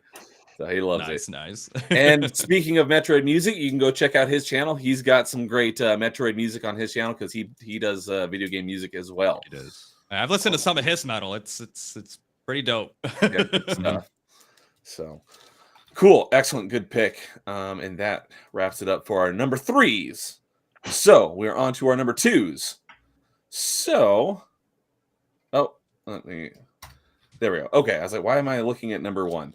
I had to move them around and they deleted one by accident. So, all right, we are all good. So for starting off with our number 2, Icefire, you want to go? Sure. I have no idea whether Mario used this one or not. It may be a new one. La Mulana is number 2 on my list. Okay, good. Ooh. All right, so I'm glad to add that to our list here. So La Mulana, it is definitely more of an indie game. You know, not as many people outside of, you know, the Metroidvania genre probably have heard of it. Best way to describe La Mulana is it's a very puzzle heavy game, right? So the idea of La Mulana is you go into this dungeon kind of like area, and there are basically messages all over the place. It's one of those types of games too where like there's traps everywhere. You got to kind of watch where you're walking. You know, you got to kind of like a Spelunky type, you know, movement around. You got to be careful where you're going. But the big part of everything is just trying to figure out how to get to the next areas of the game. So like there are puzzles throughout the game, and there are puzzles spanning the entire game. Basically, this is one of those games where I remember doing some of this with some of the like the Myst games back when I was a kid or something like that. But like where you just have to take notes about everything in the game, basically. So each screen, what I ended up doing was like there were like multiple levels in the game. Each screen of each level, I would be taking notes and writing all of that down, trying to figure out how that might tie into, you know, me getting into a new area or something like that. It's a really fantastic game. It's a very difficult game. So I would say that it's a type of game where you'd have to be okay with if you're not going to be able to figure out where you're going next, you might have to look up a few things because some of that stuff is very obscure too. But you know, it's always one of those things where you look back at it and you're like, you know, okay, I get how I could have figured this out if I put this and this together. But yeah, it's a game that stuck with me a lot. Because the puzzles in it are just fantastic and a level beyond any other game, you know, in the genre. And the other piece of it was for me that I actually found the game to be very hard at first. And I went through it, you know, and beat the game on normal. It has a hard mode that you have to beat and a speed run that you have to do. And it was just one of those games that after the first run through of it, everything kind of clicked for me. And I love, you know, that feel in a game. So when I went back through and did this hard mode and had to do the speed run, it was fun for me to plan out, you know, like how to get to each part, you know, how to find the quickest path through on my own and get through to the end of the game. And that added a whole new layer for me, you know, in terms of playing the game. So fantastic game.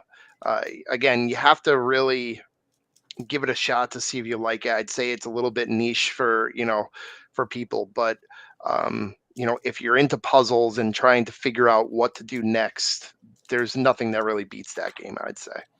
Yeah, I've heard it's the most puzzle heavy game in the genre. Yeah, and that's absolutely true. I love that type of stuff too. So Yeah, Yeah, I love Yeah. puzzle games. yeah, I it's respect that you have your opinion. I'm a legendary La Mulana hater.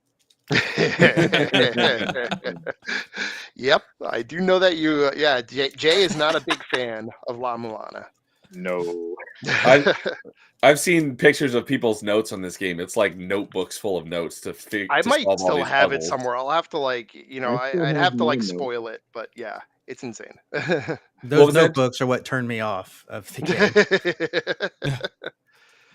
The Can't funny do it. thing is the game has a system where you can save pieces of dialogue for later, but you only get that ability partway through the game. You can only save 5 pieces of dialogue at a time when there's like maybe 150 that Yeah, are it's like really, relevant. yeah, it's not useful. Really? You, Yeah, you have to write down everything because the Yeah. actual feature he put in for it is useless. Yeah. There's more like a quality of life issue that the game has then in that sense. I mean, it can be, if you're an old school gamer, like, You used to notebooks. back in the day, like the Yeah. game I remember is like, is Riven, right? So that was like what the sequel to Myst, I think, right? That was a similar game where I remember going through and, there wasn't walkthroughs and stuff, as commonly back when that came out. So Right. I had to, similarly, you had to write down notes, to figure out different areas of that game, and tie them back. So, it had a little bit of nostalgia there for me with that too. But yeah, I agree with Jay. The in-game mechanic for, mapping it's useless. Like there's no point in even bothering with it. So, I respect note taking. The problem I had was that it was so puzzly that every word had to be exact in your notes yeah, for it to actually Mm. like have the clues you needed. So you had to write down every word of dialogue in the game, word for word, yeah. to have all the clues you need to actually solve it without going through a walkthrough. I found that Sorry. very annoying. Mental's making Also, me the laugh no because it pencil says is- you're not selling it.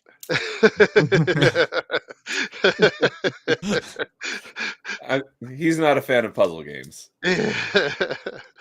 It's a love it or hate it game, and I It know really a lot of is. people love it. I'm Very just one of polarizing. them. Yeah, yeah, and Jay, you and I have talked about this before. I have no qualms with it. I get, like why people would not like it. It has to be one of those games again. It's love it or hate it. For me, it clicked with me. I honestly, when I started it, never thought I would have felt this way about it, but it's a game that's high up on my list just because it clicks so well. So, Nice. still have to I play the totally sequel. understand. I was just going to ask you Yeah. if you played 2. No, I've got it on my list. I started it and then I just couldn't get into it. It's one of those things you have to really be in the mood too for this type of Yeah, game. man, No. same. I Yeah. bet.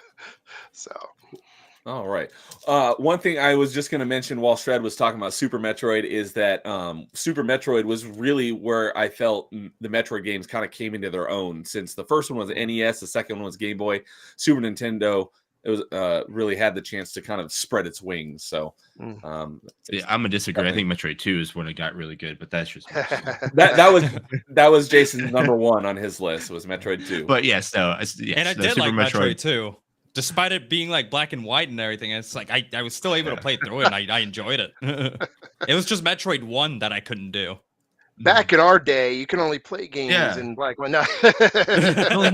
You only had 4 AA batteries that you had to spend a lot of money on and not have the full ride. So, Rocker Dude, what was your number 2? My number 2 is a game that requires no notes, no puzzles really that I can remember.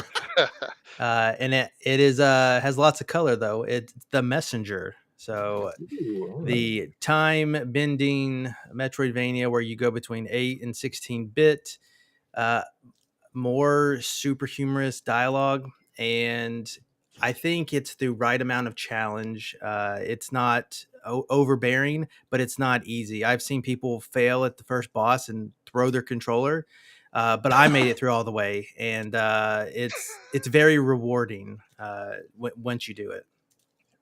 Yeah, a lot of people have said a lot of good things about it. I actually, even though I completed both stacks while they were on Game Pass, I just bought it the other day because it's on sale for like $5. Oh yeah, it's a great one, and it was one that I was more than happy to do the stack on, which I don't always do. It has to be good for me to want to do that, and this one is definitely that. And the platforming is top notch. it's really great. Yeah, it reminds me of the games it's trying to emulate so well. It does a great job.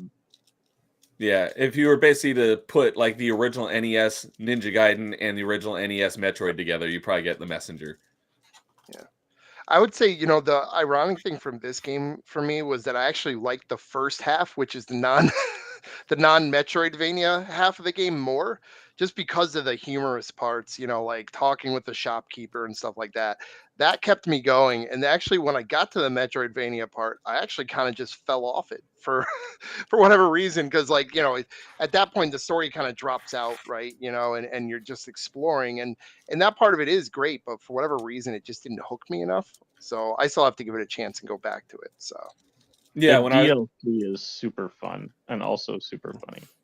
yes, that it is. I remember when I played it because it had the Metroidvania tag on it and it was on Game Pass. And then I'm playing it for like a few hours. I'm like, this is an action platformer. Why the heck is this a Metroidvania? And then I get to that point and I'm like, oh, now I get it. So yeah, it was cool how they implemented the Metroidvania elements of that game. So Yeah. I I know haven't really played games that change genres halfway through. That's kind of weird to me. it's a unique thing, and it's definitely something people are careful to talk about with this game, because it is a cool little It's a plot twist. Yeah. it is a Yeah. plot twist. I see. Yeah. So Yeah, even talking about it as a genre and you start playing it, it's like I Yep. said, you didn't even know it was a Metroidvania, just Yeah. knowing that it is a plot twist. yeah. Or Right. a plot spoil point of it, essentially. Yeah. Shoot, I was just going to say something else about it. But yeah, just that when I'm looking at like the Metroidvania Reddit and stuff, I see this mentioned as a lot of people's in their top favorites. And it has a banging soundtrack. It does have great music. Soundtrack's I'm very a good. sucker for good music. Same. Yeah, cool. Well, A good couple of pick. the tracks make it into their next game, Sea of Stars, as well. When I found out that Sea of Stars is continuing on the Messenger universe, or actually I think it's a prequel. I was like, sweet. And then I heard it's a JRPG. I'm like, oh, because I don't like JRPGs. So I have no plan to play it, but I've heard that Sea of Stars is very good. I had a good time with that one too. Just not up my alley. So, all right. Jay Huns, what's your number 2? My number 2 is my carryover from before. It's Eterna Noctis, and it's we talked about it already, but it's so expansive. The biomes feel diverse. It's got some of the best, hardest platforming in the genre, which is a plus for me. I know it's a minus for some people, but I love it. You're And probably not selling mental on it. It doesn't impress me. it's a really challenging game if you want to do everything. It's not necessarily the hardest game if you're just trying to run through it once. If you're trying to do everything, it's very much a love it or hate it, and I've loved it and hated it at different times. I will complete it one day. It's a great experience, and I highly recommend checking it out if you're into the genre, into the more difficult parts of the genre. I'm right there with you. One of the games that's angered me more than any other game in my life is also one of my top 3 favorite games of all time. Yeah. And It's the roller coaster of emotions that really has an effect on you. It's true. And Icefire didn't talk about any of the abilities. The teleport arrow is probably the coolest Metroidvania movement ability upgrade of all time, the way they use it. Cool. And maybe one of the most frustrating at times too. Yeah, For me, maybe not for you. it's so cool, and what they do with it and what it allows them to design the levels as really goes crazy.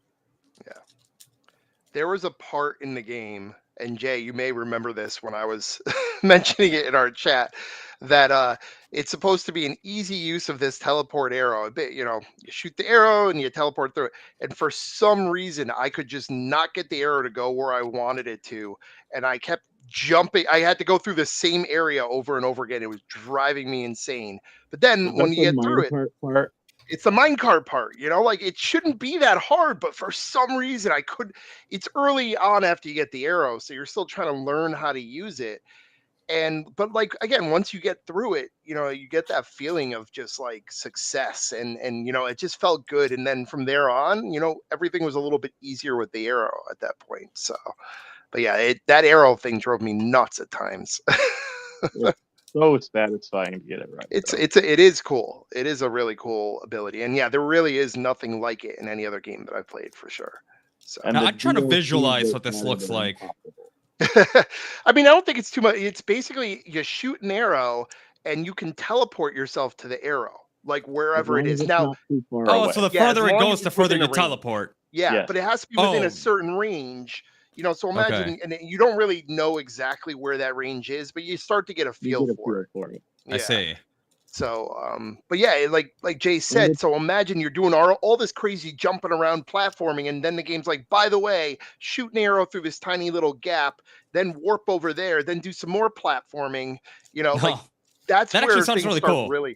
It starts to really That sounds pull like a together. really cool ability. Yeah, also it really it's does. 360-degree control. It's not just you fire it straight. Like if you Yes. have your stick Mm. neutral, you fire it straight, but you can and have to fire it in like every different direction. Okay. I Nope. can get into that. Diagonal. You can't like guide it or influence its direction after you fire it, right? No, Nope. not after. Okay. Again, one of the most frustrating parts of it, because if you shoot it just a little bit off, you're gonna be swearing at the damn thing as it's flying off. And usually you have like maybe your one shot, especially with the harder platforming challenges. You got the one shot to get it. You don't get it in that one shot, you're just swearing at the arrow as you fall to your death. So, These freaking hitboxes. it's just crazy. Yeah. Did Yeah. you try turning on your targeting computer? Yeah. Oh my gosh. Yeah. And then one last thing I have to say, the game is so expansive that the speed run achievement for the game is 5 hours. Usually they clock in at like 1.5 or 2 or something. This one's 5 hours and I've failed it. I can't even imagine. I mean, Mm.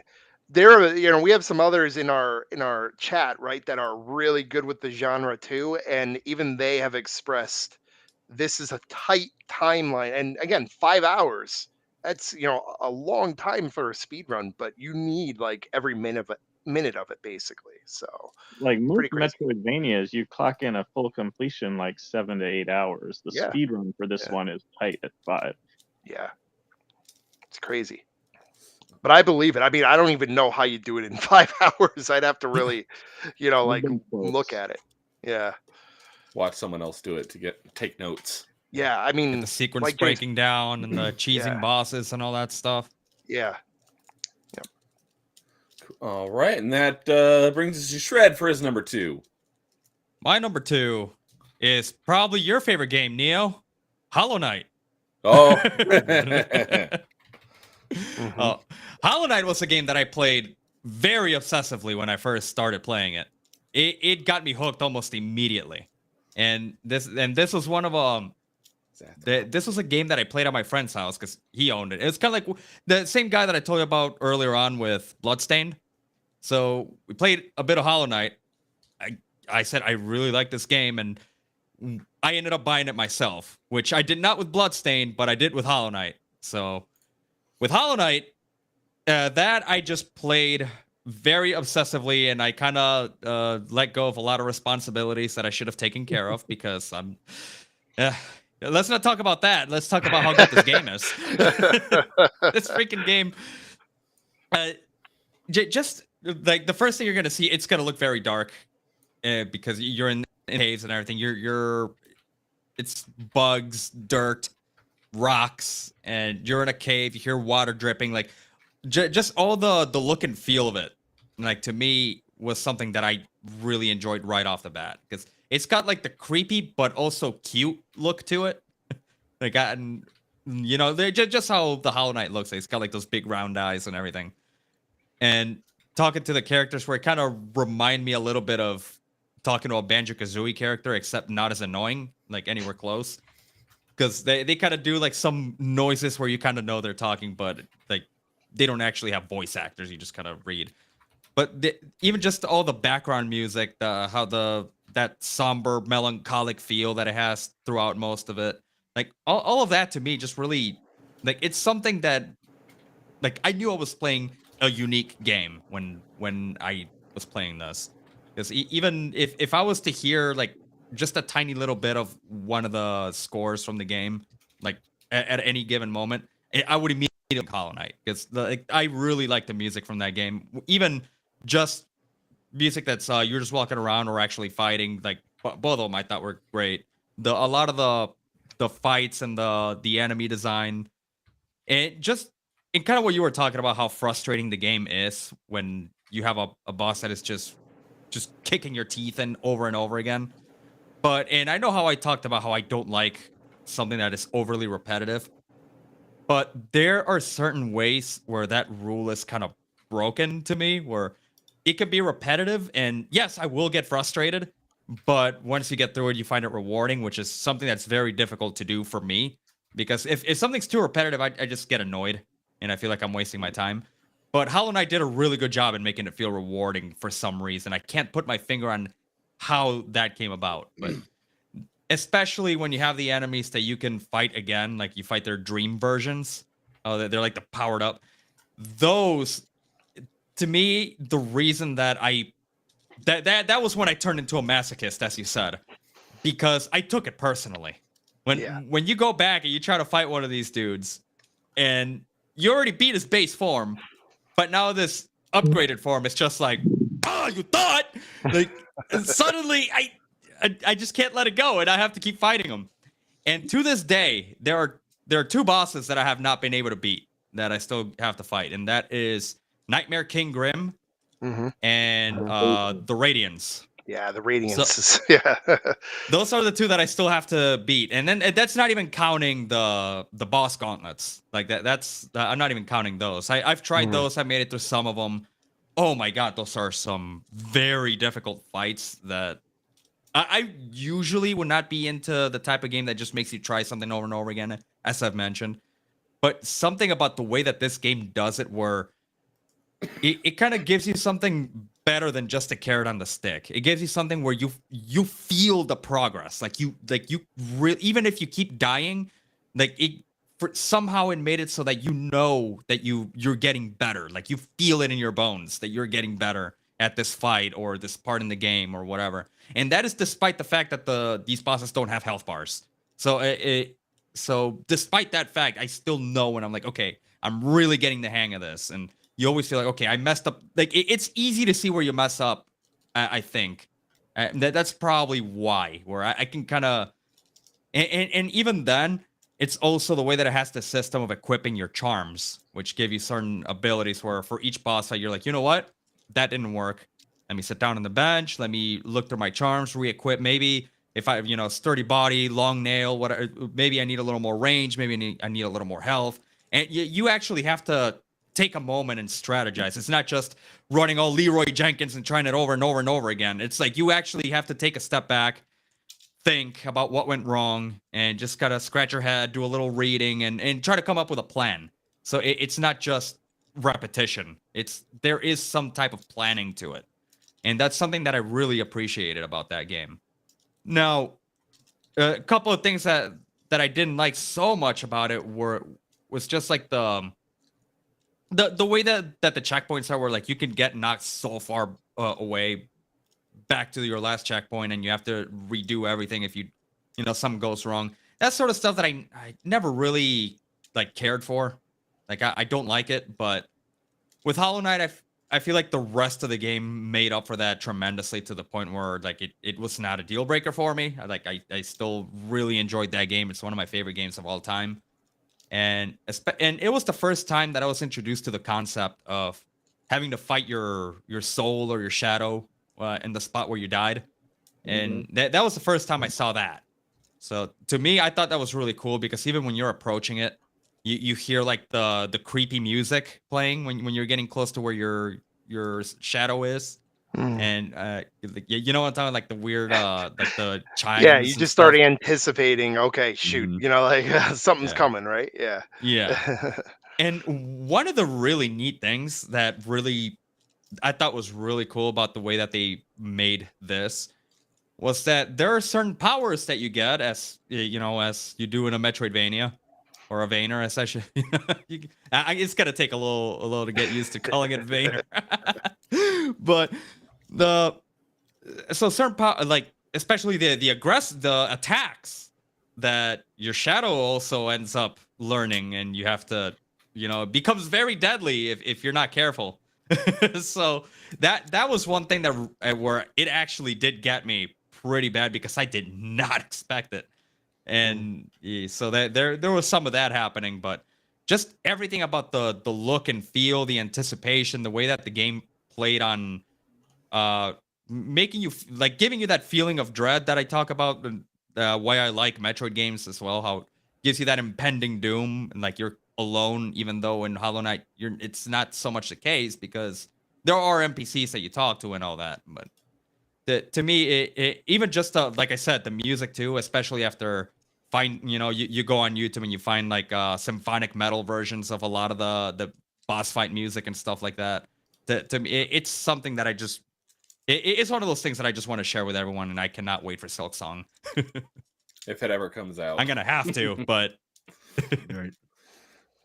yeah, it's one of those games where it's hard, but it doesn't feel like you're getting cheated. You like know it's like, oh, I know where I messed up and where I could do better. yes, It's not exactly. like the game is screwing you over by doing something that makes no sense or. Yeah, and that is something that I always complain about, where I talk about the big brain devs making a game quote unquote challenging, and that's one of the things that I always go on rant about. It's like when I was ranting about Hellpoint, when I was like, yeah, challenging, and the challenge is that the game is freaking broken, but things like that. But no, with Hollow Knight, as frustrating as it was, I did not feel cheated when I would die. Like that was very much one where like I could not even try to fool myself into thinking that it was anything other than get good. Like I really did appreciate that in this game. Nice. Oh, It's hard to argue with anybody liking Hollow Knight. Like it's a great game. It's a titan of the genre. Absolutely. Yeah, I really loved it, and especially because of how we mentioned earlier, how it's like the combination of Metroidvania and like the Soul.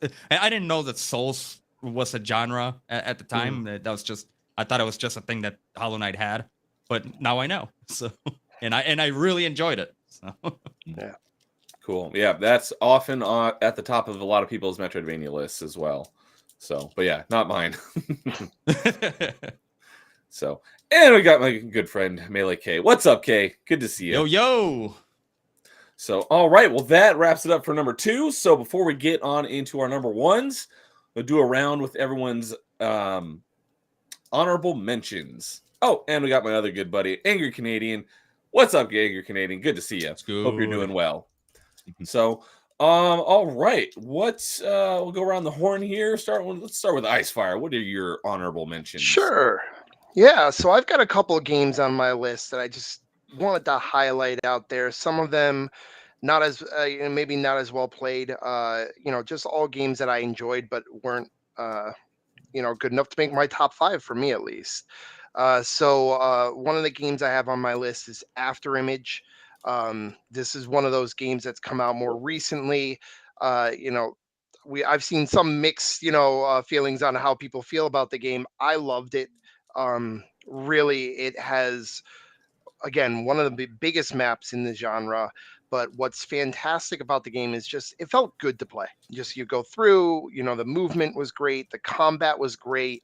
If you like the ability to get yourself a little bit stronger, it's got some of those RPG elements to really kind of build yourself up as you go along. So won't say too much more about it, but it's definitely a game I would recommend people give a shot at. I've got Blast Brigade on my list, another game that I played recently. That's just a fun game. There's nothing like especially great about it, but like honestly, just the story's fun. I had fun playing it, and it's got a very bright, kind of colorful look. It's got some great humor in it. Definitely recommend people give that one a shot. And then honestly, just a couple of the other ones that I personally enjoyed that I don't know gets as much attention. There is this game, 8 Doors, A Room's Afterlife Adventure. Not a lot of people, even within the genre, know that game. I believe it uses South Korean folklore. And I could be wrong on that. I believe, Jay, you're nodding. I hope that means I'm right. And I believe it's you're just, right. yeah, it's just a very different story, but it's told really well. And the combat's great. The game is great, like, so just not a lot of people have played it as much, and again, definitely a game that I recommend people give a shot to. And then honestly, this one, Jay, you and maybe others may give me a look for this one, but I really enjoyed The Last Case of Benedict Fox. Um, I I know that actually there's, didn't hate that. I know some okay, people did. yeah, some It people had a really, rough launch, but I thought it was yeah. pretty cool. So like it had a rough launch. People that played it early on definitely did not enjoy it. We know of a couple people that played it later on and still didn't enjoy it, but it's one of those games. It has a fantastic art style to it. It's kind of got this like dark, but like I don't know, it's almost like kind of Tim Burton-y in a way that the characters are like a little like, strange looking, but it's got a really cool, like almost like Cthulhu type, theme to it. Your character has like this dark monster that's like part of him that you use to actually you know do your attacks, when you're playing through the game. And there's, it's one of those games where there's some puzzles to figure out and stuff like that. I thought the game came together really well. Again, not great enough to make my top five, but definitely, enough to recommend people give it a shot. So HP There were a few Lovecraft. things I didn't like, love, but they yes, they fixed one of them. Like the initial performance was horrible. They fixed yeah, that. The yep. tarot puzzles are really lame. They didn't fix that. I agree with the tarot puzzles. That would be my one downside. Yeah, because And the it's just not story clear. ends just a little abruptly. Like I they agree. needed another like 15 minutes or 20 minutes in there to wrap it up properly. Yeah, I agree. It could have, wrapped a little smoother. But sometimes for me, too, like the journey getting there was enjoyable, so I was able to kind of forgive that. I wasn't able to forgive Mass Effect 3 for its ending, but I was able to forgive this game for it. So Yeah, I was Lovecraftian is overall the word pretty I was looking positive. for. thank you. That's the one I was trying to think of too, Neo. I appreciate that. Yeah, I so was it's got a like, Lovecraftian feel to it. I was Absolutely. thinking H.R. Geiger. Like, no, that's not right. There's Yeah. another name for it. So I had to Google it real quick. And it's like H.P. Lovecraft. No, I'm Lovecraftian, that's glad what you it said it is. because that's why I can't, Cthulhu again, right? Kind of ties in with the whole Mhm. HP Lovecraft theme, but I could not think of the name. So thank you. Yeah, it's got that feel to it. And I like those kind of games that have that, cool monster kind of look, shred that kind of lines up with what you had said about the Bloodstain games, where it's got these, Hmm. interesting, cool monsters to it, and it ties it in with like almost real world, but, you know, off a little bit, feel to Yeah, it. exactly. I So, love that Uncanny Valley stuff. yeah, so like, this game kind of has that. And again, it's different, but yeah, I found it to be really enjoyable. So that's it. The only other one I had on my list, which I'll mention very briefly, is Carrion, which again, all of us on Xbox have probably played. It was on Game Pass, when it came through. It's just a fantastic game. It's not a strong, Metroidvania type per se. It doesn't have a map. It's one of the things people hated about the game, You can but find one online, though. That you helps a can lot. find one online, and honestly, it's just a fun game. It's not difficult or anything like that, but you actually get to play as A I don't creature. think it's too much a spoiler, right? You're the bad guy in this game, and so it's a very different perspective, than most games, and it's fun being the bad guy. They give you enough power that you're going around just kicking, everybody's butt to kind of get out of where you're trapped in. And again, it has some cool twists to it. It's not incredible, but it's a fun game. So if you can get it for a good price, it's It's absolutely worth playing. it's currently on sale. I just picked it up with the Oh, messenger good. the other day for a few bucks. Good. Yeah. I mean, that's definitely worth a few bucks without a doubt. Like absolutely recommend it for that. So, There's not Yeah. that many games where you actually get to consume people. Yeah. right. Like, yeah, they You should make eat- more games like that. You're the tentacle monster, and you eat the scientists to get stronger. It's great. Yeah. And it's not very long. So if you're looking for a pretty quick game to get through, it's Yep. pretty short. Yep, it's a short one. And again, yeah, for the time, it's the perfect length for the game because I feel like if they tried to make it too much longer, it could have gotten boring. So they keep it to a length where you can just kind of you get in, you enjoy it, you get out, and then you're done. So that's my list. Cool. All right, Rocker Dude, what are your mentions? So Carry On was on my mentions list as well. So second to that. I also have Guacamelee 2. Mm, Both of the Guacamelos were really good, but I think the second one was better. Again, this is kind of a standard fare for Metroidvania, but it has a lot of focus on the combat and how you can keep those combos going. That one is pretty well known, so I won't go too much into that one as well. And then my last honorable mention is one that is kind of like a Metroidvania light. It's SteamWorld Dig 2, and I say that because it's just weird. It's not like the other Metroidvanias, kind of like Carry On. That's it's completely in the genre, but at the same time, I don't know. It's different enough, you know. Um, and it has all of the Metroidvania stuff built into it. You can sequence break. There are speed runs, well, as far as achievements go, and different types of runs you could do to get those. And it's just really enjoyable little bits of dopamine hits along the way that these Vayners like to give us. Yeah, good pick. Shred, when you were on open mic and I mentioned Metroidvanias, wasn't that the one that you asked me about? No, I don't think that was it. I'm trying Okay. to remember which one it was. There was someone I was talking to recently, and I mentioned Metroidvanias. Like, oh, have you played Guacamelee? I was like, yes, I've played both of them. So I thought it was Yeah, you. Guacamelee was one someone that else. Adam Espit was recommending to me for a while, Oh, and I it never was got probably around to it. But it's probably when I had him on then. maybe. I mean, So, like Corey said, I mean, I think people vary on whether they like the first or the second better. I think I kind of like them both for different reasons. They play slightly differently, but they're both great standard fare for the genre, and they do it so well, and it's great, animation, and I think like Corey said, the combat too, right, is just fantastic. Like it's just fun to play, and it's got a good sense of humor to that game too. yeah, lots of Easter eggs. I liked them both. I liked the first one a little bit better, but they were both And good. Carl is saying, I believe that it was him Okay. that. Yep. It was Adam that when he was on open Yeah. mic and he asked me about Yeah. Metroidvanias. So I knew it was one of you two because him and Shred were doing a podcast together for a while. Okay. So they're good buddies. So, all right, Jay Huns, what are your mentions? Yeah, some of them have already been mentioned. After Image was on my list. Like I agree with everything Icefire said, but also he didn't mention that the game is like stunningly beautiful. Like Yes. it's Yeah. so pretty and colorful. Like it was a joy to play through, just looking at the areas, looking at the enemies, looking at the backgrounds. Like in addition to all the gameplay elements, it's just so pretty. Yeah. It's wonderful. And it's very Um, different, right, from most of the games in the genre. You don't get a lot of these bright, colorful, explore through the jungle type games, right? Well, kind of, So kind of like Iconoclast, which yeah, you also yeah, mentioned. Very yeah, bright and colorful there too, but Aftermath absolutely, is so pretty. it is. I also wanted to mention a few titans of the genre that didn't make my top 5, but I gotta give them respect. Symphony of the Night, Hollow Knight, and the Metroid Prime series. They're all like seminal works to me.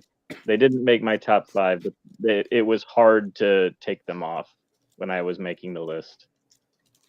Yeah. And then another game that's super fun, super light, super friendly is Islets. Okay. It's a short, fun experience by a solo dev who also made Sheepo, which is also pretty fun. It's pretty. It's not too difficult. It's a friendly intro to the genre, and it's also going to be free on the Epic Games Store like next week. So there is no reason not to play it. Like if you're listening to this stream, just go get it next week when it's free. Play it. There's no reason not to. It's Yeah, great. I'm gonna be picking it up on the Epic Store. It has not been on sale, or at least not for more Not than for like a 10%. while. Yeah. Well, I think it was like 30 or 40%. Oh, was I it? think but like 30. It was 14 was it bucks. 30? That's the Okay. cheapest. Okay. Okay. Yeah. Thanks. It's been a Robert. while though, so if it goes on sale again, I'm gonna get it on Xbox. Yeah. I next time it goes on sale, I'm definitely picking it up too. I've heard, beyond Jay's recommendation, a lot of people say good things about that game. It's just So fun. And then I also wanted to highlight a couple games that have really unique elements that make them different from anything else in feeling. One of them is the one I'm playing right now, Leica. I already went through that. It's Trials with shotguns. It's insanely That sounds frustrating, but interesting. also really cool. Another one is Dandara. The movement system in Dandara is unlike anything you have ever played in a Metroidvania. You're stuck to platforms. There are places you can stand, and then you aim yourself and you launch yourself across to a different platform. And you have to do this while enemies are shooting at you. There are spikes everywhere. There's holes you can fall into. Like it's unlike any other movement system you've ever used in your life, unless it's like a Fadian game. Like it's almost like the Fadian game of Metroidvanias, kind of, but it's also really cool. Yeah, because you can't actually walk in that game. You can only you cannot walk. You can only yeet yourself across the level. Yeah. That's a love-hate game for me. Like I I've heard it's enjoyed very it, but I frustrating. also I wanted to run so many times in that game, and it really annoyed me because, like, I you almost feel absolutely locked believe it. in. You're locked into a space, and you're like, "Get me out of here!" And And there's all you can do bullets is coming shoot at yourself. you and lasers. Yeah. Oh, Yeah. but yeah, I It's mean, so it's weird. also it is an enjoyable game for sure. And I wanted to call out one more, which I was struggling to take off. I really wanted this. This is like number 6, maybe number 7 for me. It's Vision Soft Reset. Oh, And I thought you were gonna say. it is a semi-retro styled Metroidvania, but you can rewind time. Literally, if you get hit by a bullet, you can rewind time. You're no longer damaged. If you fall into a hole, you can rewind time. You didn't fall into that hole. You'd like think Braid. that would make the game easy. It's so hard. It's fantastic. There's your Prince of Persia Sand of I was Time. gonna say. There you go. I was gonna say, like, oh, that's what I remember from those OG Yeah. games. It is. You're a robot. You can rewind time. There's a fairly interesting story. There's knowledge checkpoints where you spend like 10 minutes doing something, and then you find out that there was a shortcut, and that cuts like 8 minutes off the route to the next thing. Oh, also, you only have 10 minutes on any run, and if it gets to 10 minutes, the whole world explodes, and you have I to did not know that. skip again. I didn't So know that either. That's interesting. there's the map is not only a map, but also a series of save checkpoints at specific with specific power-ups you've collected at a certain time at a certain save point, and you can revisit those at any time and make a new branch off to do a new thing from that save. It's crazy. It's so good. Cool. And Actually, for not a bad price either, from That what was I've pretty seen. Like steep, I've too. almost $10. picked it up a couple times. Yeah. I And would also- absolutely recommend it. it's interesting because it's the lowest played game for Metroidvanias on TA. I'm not counting Japanese stacks. Otherwise, it's the lowest at 38 tracked gamers. Which It's is crazy to incredibly me. underrated. Yeah, it seems like it's definitely a game, Jay, that I've thought about picking up. I think after you've kind of sold me on it here. It does sound very interesting. So That sounds great. I It think sounds like I'm gonna Yeah. pick that up. if you were to combine that game Minute with Yeah, Braid yeah, and make it a 2D Metroidvania. Yeah, which sounds sounds great. awesome, right? When you tie all that together. Yeah, It's I put a very price tracker unique on it. group of mechanics, and it's really neat. Yeah, I've got that in my backlog, but haven't played it yet because You're I've got. definitely going to be lost a few times, but that's the genre. Part of the genre, right? Yeah. Get Well, lost. those are some great shout outs. I thought one of you guys was going to mention Yoku Island Express, but That It was is a good- that was it on is a my great list. game. Yeah. so Also a great game. Yeah. For anyone who doesn't know, that is a pinball Metroidvania, which I've not played yet, but I've heard good things. So And It's there great. was I Metroid mean- Pinball too. that there was. That I was mean, an it- actual pinball game. Yeah, it's a great Oh. game. Like I think for me, again, I don't remember a lot about it now at this point, so I think it's just not as memorable for me. But it's absolutely a game if you're looking for something with different mechanics. That's a great game. So Also very like light and kid friendly. Like Yeah. it's not one of the ones with a grim story or anything. It's just silly. You're a snail, right? And you're I think you're like a delivering beetle. something. You're a Yeah. dung beetle. yeah, Dung Beetle. Yes. Yep. Okay. Yeah, you're just a mailman, but also it's pinball.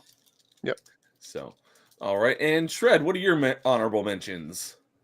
There's really just one that really pops to mind that I want to talk about because like the rest of them are, as you know, my obsession is I'm just gonna name more Metroid games, except maybe like Hunters and Pinball, but yeah. So I want to bring out. I keep forgetting how to pronounce the name. Shanty. Shantae. Shantae. I think it was Shantae, Shantae. yeah. Okay. Yep. Specifically, I think it was the Pirate's Curse was the one that I played that I I just was going to be remembered 'cause, curious. like, I was curious because there is one Shantae game that is considered not a Metroidvania, but people often mistake it as one. I'm glad you didn't name that one. So go ahead. Sorry. He's talking No, about well, this is the one that I played, so I don't know which one you would be referring to. he's It's, talking about half- half genie Half hero. Genie Hero. So it's more of Oh. a level based thing. It's interesting because like every other Shantae game is in the Metroidvania, in that genre. I was curious though. As soon as you said Shantae, I was like, oh, I'm wondering if he's going to name that one. So Yeah. I'm glad. I was just Okay, go curious which ahead. one Yeah. because there's Yeah. Pirate's Curse, there's Risky's Revenge, and there's Seven Sirens, and I haven't played 7 Mhm. Sirens yet. Yeah, the only one I played was the Pirate's Curse, and like that one kind of drew my attention because it was another one that I played with my buddy, and I mean the whole idea of like pirates and cannons shooting at you and just like the animation and everything, I just thought was really cool. I love that type of stuff too, just flavor wise, I suppose.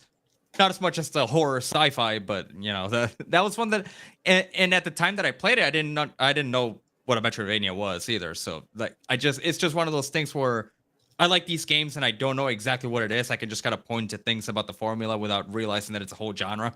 So, but this is one where it, like to me, just like a lot of the animations and kind of like what you were talking about, how like it wasn't all dark and gloomy. It was just more of like like big bright sky, seagulls, and then of course there's cannons shooting at you and swords slashing and like the movement and everything just felt really good. I thought that was a game that I had a lot of fun with, and a lot of the memories that I had, between just like playing that game and playing other like it reminded me a lot of like not a Metroidvania, but I also played Aladdin was one of the first games that I played as a kid on the SNES. So I it had reminded that me a too. lot of that. So I just kind of had that in mind while I was playing this as well.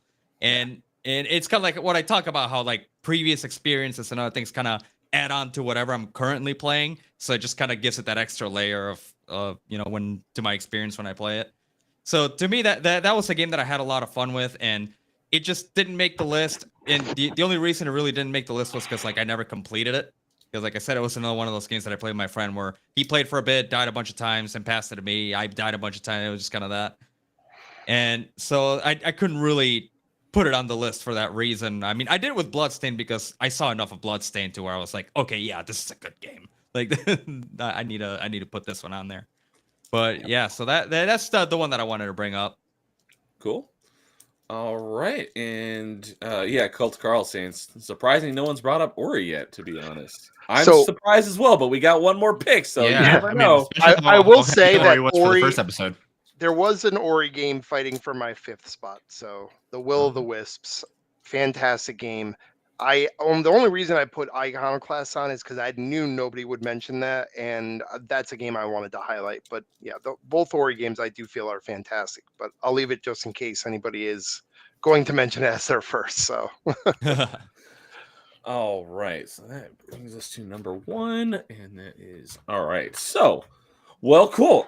We are on to our number 1s, and Icefire, why don't you start us off? sure. So my number 1 Shred, you're number 2. Hollow Knight. All right. That game for me, yeah. I mean, so this one was a tough one just because everybody, it's on the top, like you said, Neo, right, of a lot of people's lists. And I struggled with this because I did want to try and, put a unique game at my number 1, but this game actually really had a special meaning for me. The Metroidvania genre, right, in general, like, is a genre that I had been wanting to get into for ages. And I will say, like, I tried getting into Hollow Knight in 2020, played it, and like got to the first area and I just kept dying. And I got so mad, I just was like, all right, I'm not playing this game right now. Because it does have that effect, especially Yep. early on. Still, that's where I'm at the moment. Yeah. So like you have to like get past it a little bit. You have to just get past there a little bit and it really starts to get its hooks into you. So about a year later, I came back and I got past that part and I kept going. And it's just, I think one of the coolest things about Hollow Knight, and I've seen other people express this too, is just like how the world just kind of flows together. So, like we've talked about other games having, all these distinct areas. What's cool about Hollow Knight is, the areas are distinct, but not as distinct, but it all melds together and it all kind of flows in a way that makes sense. Um, and it's just a really cool put together world. It was a world I wanted to explore. I wanted to see more of it. I wanted to see what was in this corner, what was in that corner. Um, it's just a very smooth game. The combat, as you said earlier, Shred, it's just fantastic. The way you can mix and match, all of the different pins or metals or whatever it was, right? That The that charms. change your attribute. The charms, thank Yeah. you. That is just cool to me because, I like having that flexibility, right? Like something that gives you an edge, but again, depending on how you play, right? Like you might use different charms than I would on a boss, and it works well for both of us, right? Just Right. based on how you play. So honestly, yeah, it's just a highly polished game. Really enjoyed the challenge of it as I went along. The one thing I will mention to you, Shred, because I didn't hear you say it, is there is an invincibility glitch for those that you know struggle later in the game. I will say I used it for the last Pantheon, maybe the last 2 Pantheons, because they get ridiculous. So the Pantheons, for those who haven't played the game, are basically a string of boss fights. And the first one, not so bad. Second one, getting pretty hard. The third one Yep. starts to get ridiculous, and then it just gets like insane from there on.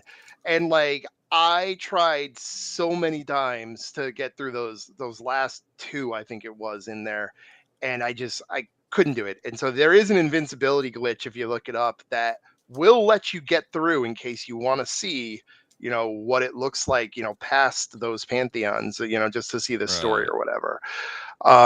But again, this game just again, it's on the top of a lot of people's lists. For me, it has a special meaning because not only did I really enjoy the game, but it was the start of my, really getting into the genre again and really wanting to dig in and find more games. And it really just piqued, my love for this genre. So, that to me is why I put it in my number 1 spot. So. Vanquish is here and he's still alive. There we go. Hollow Knight's on Love his that. PS5 hard drive, and he almost always plays it for 30, 45 minutes after something, so he loves it too. Yeah. It's a but well, he for some says it reason doesn't does grab not him, grab right? me. Yeah, Yeah. it's a game. Again, you have to get past the first part, and you might not, right? It's not, again, it's a game where, again, not every gamer is going to love every game, right? But Right. if this game is going to be a game that gets its hooks into you, you're going to have to push past a little bit of difficulty in that beginning part. You start to build up a little bit of health. Your weapon can get a little bit stronger. You start getting those charms, and then you can start to get travel into different areas, and really, like, it starts to just expand so quickly, and from that point on, the flow is a lot smoother. But that first, couple hours of the game can be It can be really rough. frustrating. Yeah, it really can. Yeah, I'm right there with you, Vanquish. It hasn't captured me, but I will give it its full due at some point. I just haven't yet because I just Yeah. haven't been. It hasn't got its hooks in me yet. Yep. And again, it does what the Souls games do. I mean, Yeah. granted, like it's that way. It's just like the people that love Souls games, like you think they're crazy, but you can see why. And like again, we're Hollow Knight. The Hollow Knight's great, and it just has that little part of it. But again, as soon as you get stronger in this aspect, you're like, oh, this became a little bit easier. Then you get to a wall, and you're like, oh, I can beat this. Oh no, I can't. Then you get there again, you're like, okay, what if I do this? And you just keep going and going and going. But yeah, I completely understand too. All right. And Corey, what about your number one? So my number one is my first. It's Shadow Complex. You always remember your first. I Nice. can't get enough of this game. I think it's number one for a multitude of reasons. One, it looks great. Even today, it came out in like 2009, and then they remastered it in like 2016 or something like that. And I remember playing the game originally, getting through it, and it was fun the first time, but then getting into the achievements, which is kind of what like gave me this intrigue, because I see an achievement again in Xbox Live Arcade days. You only have 12 options, so there wasn't many, but there was an achievement for beating the game with like 13% of the items, and I was just thinking, what? That's possible? Because you get most of that percentage just by your normal progression. And that's when you started to look into the videos, like how do you do this? And I followed a run, and that's where I learned about sequence breaking and things like that. And it really opened up like, wow, you can really break this game in a good way, in a fun way. And then the remaster did it again. It added more achievements where you had to get everything in 2 hours, and then 3 hours on insane difficulty. And it makes it super challenging, but at the same time, super fun. One of them was for beating it with only 4%. Yeah, it's like ridiculous. It's like almost like, how do you do that? And obviously the guides help. I'm not smart enough to figure that out, but it's still fun to do. And I want nothing more than to play this game over again or have a sequel to it. Yeah, I would love a sequel to Shadow Complex. Yep. Good pick. I don't remember where that was, but I did have that on my top 5 because I love that game. It was it was on a couple people's top 5 and a lot of honorable mentions. As what I have when I went through the list right now, it was sitting at number 8. So with you getting it number 1, it's going to this top 5 from combining from episode 1 to this is kind of getting very, very interesting. So yes, this is gonna be this is the first part 2. So so I feel like it does make a lot more sense that the higher you go on the list, the more they're gonna start to overlap. Yeah. Right. So yeah, it'll be interesting to see after we get through the last couple number 1s. So Shred, what's your number 1? My number 1 is probably nobody else's number 1, because the reason it's my number 1 is just like Corey said earlier. It was my first. And this was Metroid Prime 2 Echoes. Nice. And this is what I mentioned earlier when I said what got you into the genre, and that's the one. But also, like, at its merit, though, not just the fact that it was the first one that got me hooked, just like on its merit of like when I first played this, I was young enough to where concepts like the whole mechanic it has with the light and shadow worlds was something that really blew me away, because it was not there at first. Like it teases it when you see Dark Samus, which again, that was another thing that I was like, whoa, and then just like the game to me was the first game I played where it felt so dark, and in the way that it just throws you in and goes, figure it out. Like everything's trying to kill you. like good luck. And like I said, to me, the idea of playing I want to say, like playing like a first person like that was never really anything that appealed to me. And this is another reason that it took me so long to actually play the game, even though I owned it. But it was one of the last games I owned that I actually played, because it just did not seem appealing until I played it. And I was like, boy, was I wrong. But so it was something completely unique to me, where it got to the point where I was so appreciative of so many of the details, just like the enemy design. So like a lot of them look like, I mean, they're all aliens, but they're also meant to be some like not supernatural at first. Yeah, but it is kind of it is like horror because like these are monsters basically. Everything's trying to kill you, and then it does turn into a very like supernatural, in my opinion, with when the shadow world comes in and the Ing is like what they call the enemies. They're basically like demons, but they take over living creatures in the light world, and even like more sentient ones like the space pirates and all. They start getting taken over. Boss fights. It's like they're like this is an entity that to me, like, it was so freaking metal in my opinion. Just how it's like this virus slash demon slash alien thing that it never fully explains to you what it's supposed to be, but you see different variants and iteration manifestations of it until you go up to the point where you kill like the actual emperor, like the core of it all, and all that. But the idea of you exploring like an entire area, and then you finally find a portal to go into the dark version of it, and the first thing you find out is that the very air itself is trying to kill you. Like you have to like move it in these safe zones, which to me was like it was a little frustrating at first until you get used to it and you realize, oh, okay, that's, and then it also just gets better as you get upgrades and all that. But you start seeing all these new enemies. You start seeing like these like distortions and like of enemies that you already saw. And this was one of the things that I mentioned earlier again, where it's like you see an enemy and like you see a new enemy, but it's the same as something that you already faced, but a different color. It kind of had this effect to an extent where you see like the dark versions of enemies that you already fought. And then the more you progress throughout the game, it starts introducing more I wouldn't call them mechanics, but more little tidbits like the new beams that those start playing around with the whole light and shadow. And so all of that stuff was just really fascinating. And it made it so that everything that I explored, I had to in my mind make a mental note and see what the other worlds parallel to it would be and try to like match them up as I was trying to find secrets and all the like the power-ups that you gotta find. And this was a game that eventually, I think after maybe like the third or fourth time that I beat it, I looked online because I wanted 100% it, and I couldn't find anything on my own. I'm like, you know what? I'll look it up, and I found out that you can get, I think it was 102%, which wasn't really anything huge. It was just there's a part where you can, I think they called it the ghetto jump, where it's basically like a glitched out wall where you have to get it just right, but you can jump over it to sequence break and get an item.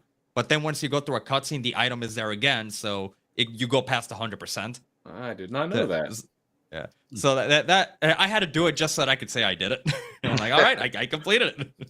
But like usually with me, and like I'm not, it's very hit or miss whether I want to be a completionist in a game. Like it's really hit or miss. There's seemingly no rhyme or reason to it. It's just if I feel it. but Metroid, I definitely felt it. Especially this one. When I play Metroid games, I just have to. And yeah. Even Other M. That's a game that on a whim I just decided, you know what, I'm gonna go back 100% this, and I did. But because that's one that gets hated on a lot. But Prime 2 Echoes was one that even in retrospect, after playing one, I can see the appeal to Prime as like why so many people believe that one is the best. But to me, it was just the fact that all the light and dark stuff, mainly like being introduced to that, is what kind of solidified that for me, as well as just the way that a lot of the environments look, like how you go through, like the desert was not too exciting for me. It was actually kind of boring to me. But it made sense. Like I didn't think anything of it because that's what I expected from like, oh, it's a desolate planet. And then it turns out that it's not, because you go into the Torvis Bog where everything's flooded, there's rain, all this wildlife and plants everywhere. And then after that, you go to the Sanctuary Fortress where it's just this super advanced you would like, as it says, it's a fortress, and it's all like all the enemies are like these computers that launch viruses at you, and you have to like reboot your suit because like it actually make vision and everything glitch out, and there's just so many things about this game that are so cool that I could just keep going on and on. But I want to give everyone else a turn, so I'm gonna slow down here. Yeah, I for my list, I limited myself to one Metroid game, and for me, it was between Metroid Prime 1 and 2. I did eventually end up going with Metroid Prime 1, but I love Metroid Prime 2 almost as much as the first one. Yeah, And I'm pretty sure great. Angry Canadian's a big fan of Prime 2 as well, because Prime 2 did get a lot of hate because of the Dark World, so a lot of people don't like it at all. So seeing more people That's who one of the love things it, why I liked it. yeah. So seeing other people who love Prime 2 is pretty cool. I Cool. really like both 1 and 2. You liked both as well? Yeah. Sweet. Yeah, I Like, like 3 was weird to me. Yeah, Like, I don't like get me wrong, I still loved it, but it was just weird. There being I other like people I talking liked to 1 you. and 2. I just know that for 2 for me, at least when I played it back in the day, I never could beat the final boss. I think like the final boss really drove me crazy because I think you had to use like, if I remember, it's like you had to use some sort of light mechanic to kind of weaken him or something like that. It's been a long time since I played it.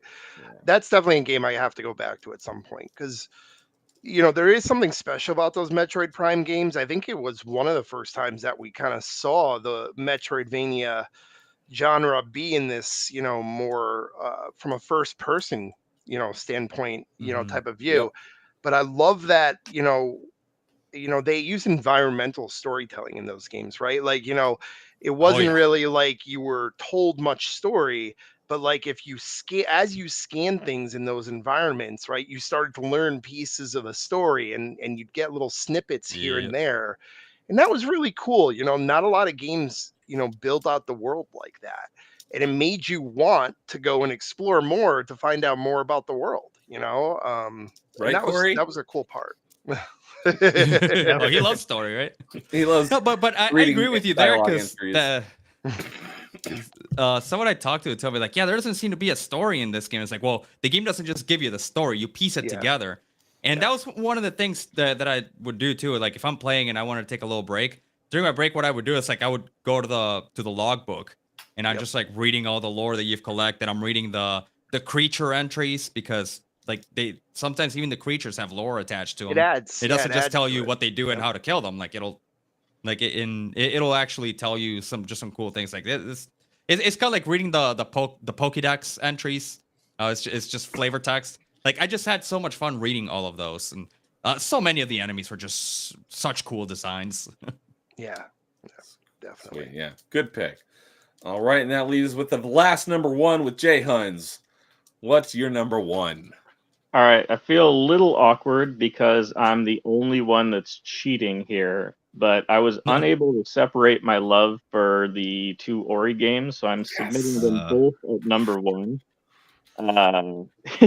That happened on part There you 1. go, Adam.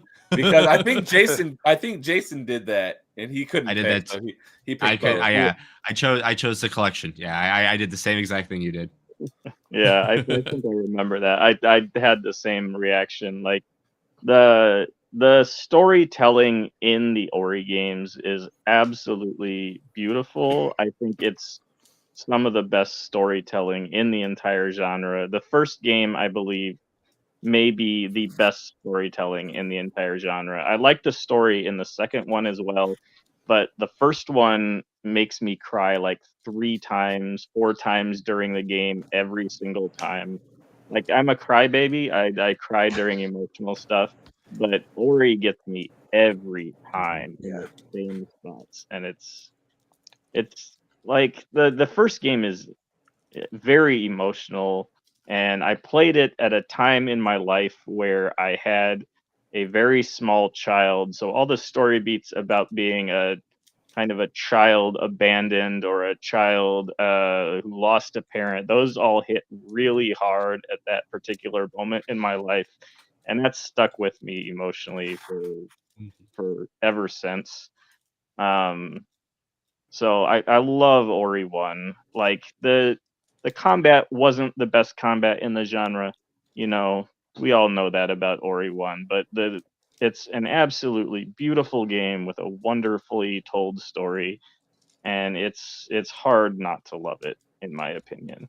And then Ori 2, they came along and they made another absolutely phenomenally beautiful game, and then they took the gameplay from 1 and they stole all the good elements from everything that had come out since Ori 1 and put it in, and the combat is phenomenal in Ori 2. It's a massive upgrade. The gameplay is just incredible. And the story's not, it doesn't hit me quite the same way that 1 does, but I do cry at the end still. So it's I think I may have they're both phenomenal games. I think I may have scarred my daughter because she loved watching me play Ori 2. And we got to a Oh, no. particularly sad part about halfway through. And then she Mhm. never really wanted to watch the rest of it, which is sad because she would have I think I saw you mention that in Discord. enjoyed how it recently. resolved out. But oh my gosh, the poor thing, like she was like, no, what happened to, but, and again.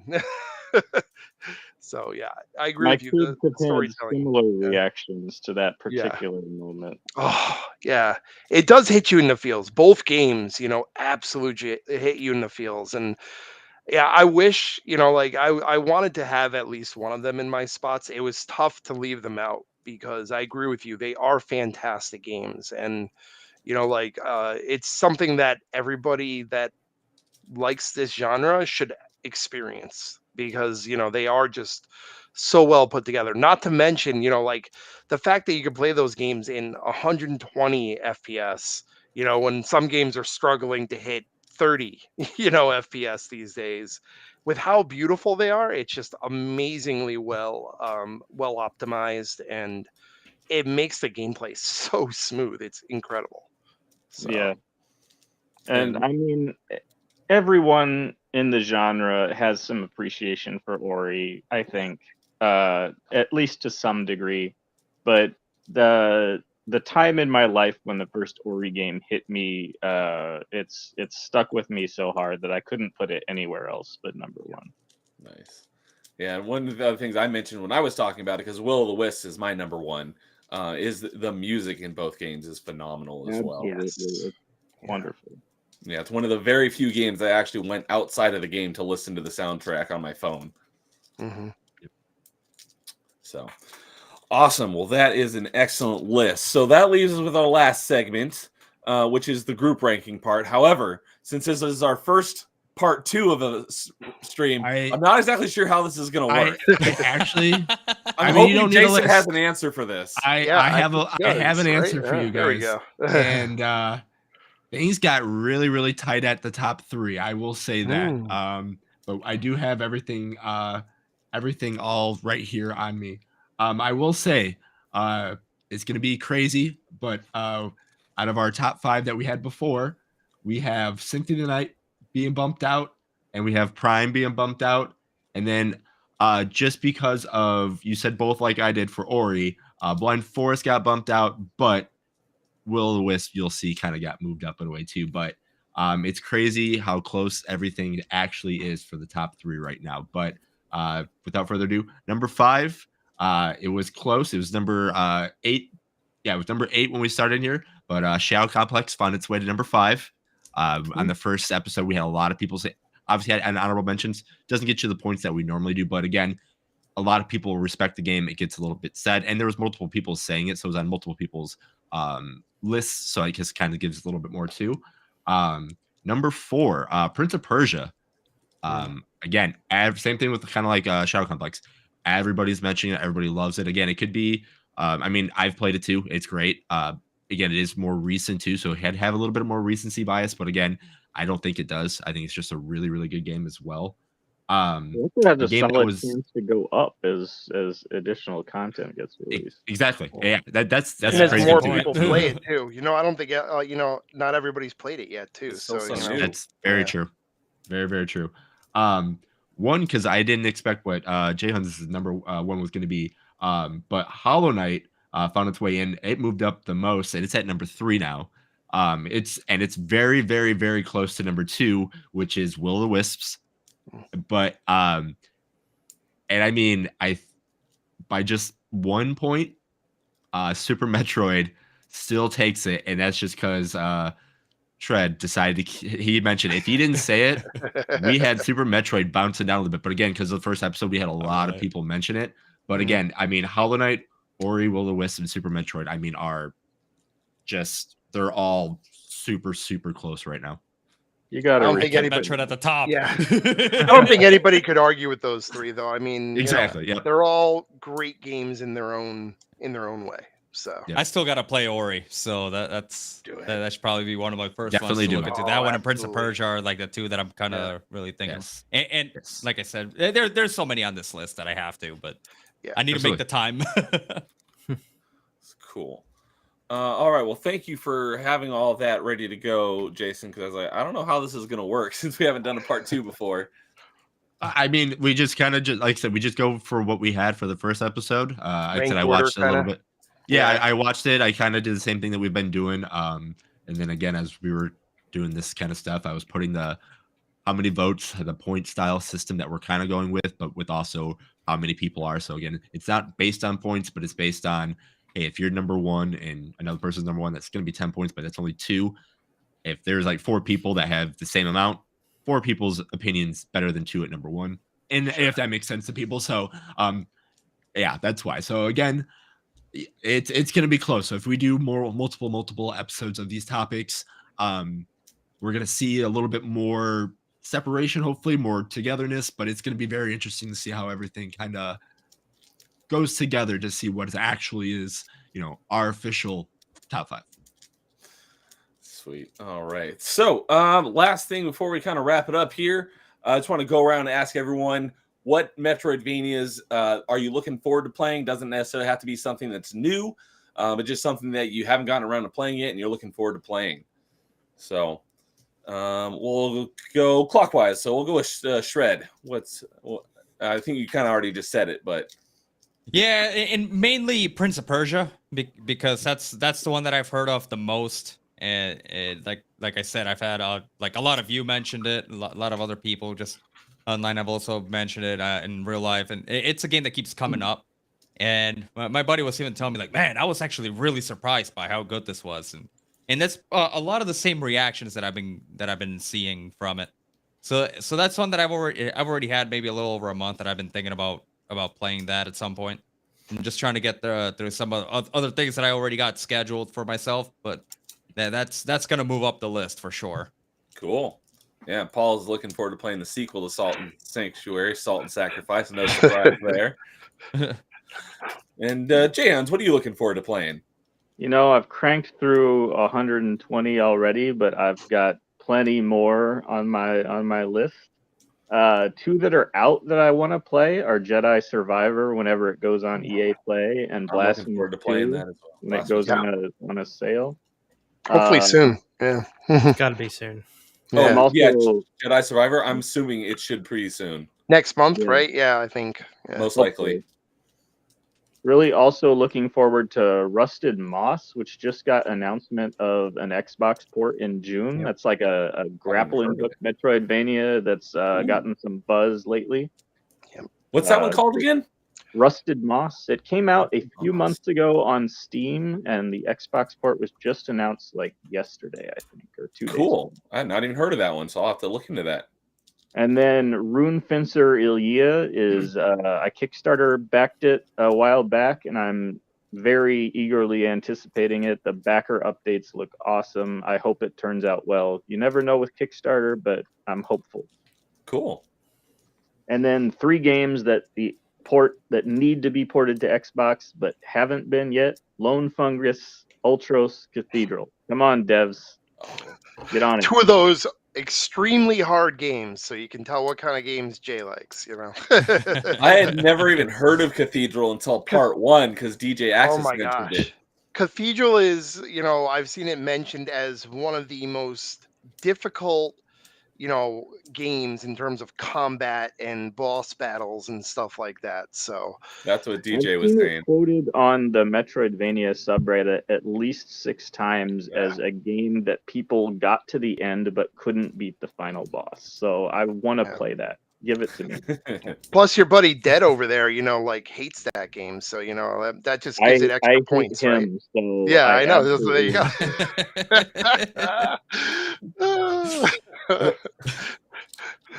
go. Yeah, Paul saying he needs to play the Oris and Hollow Knight.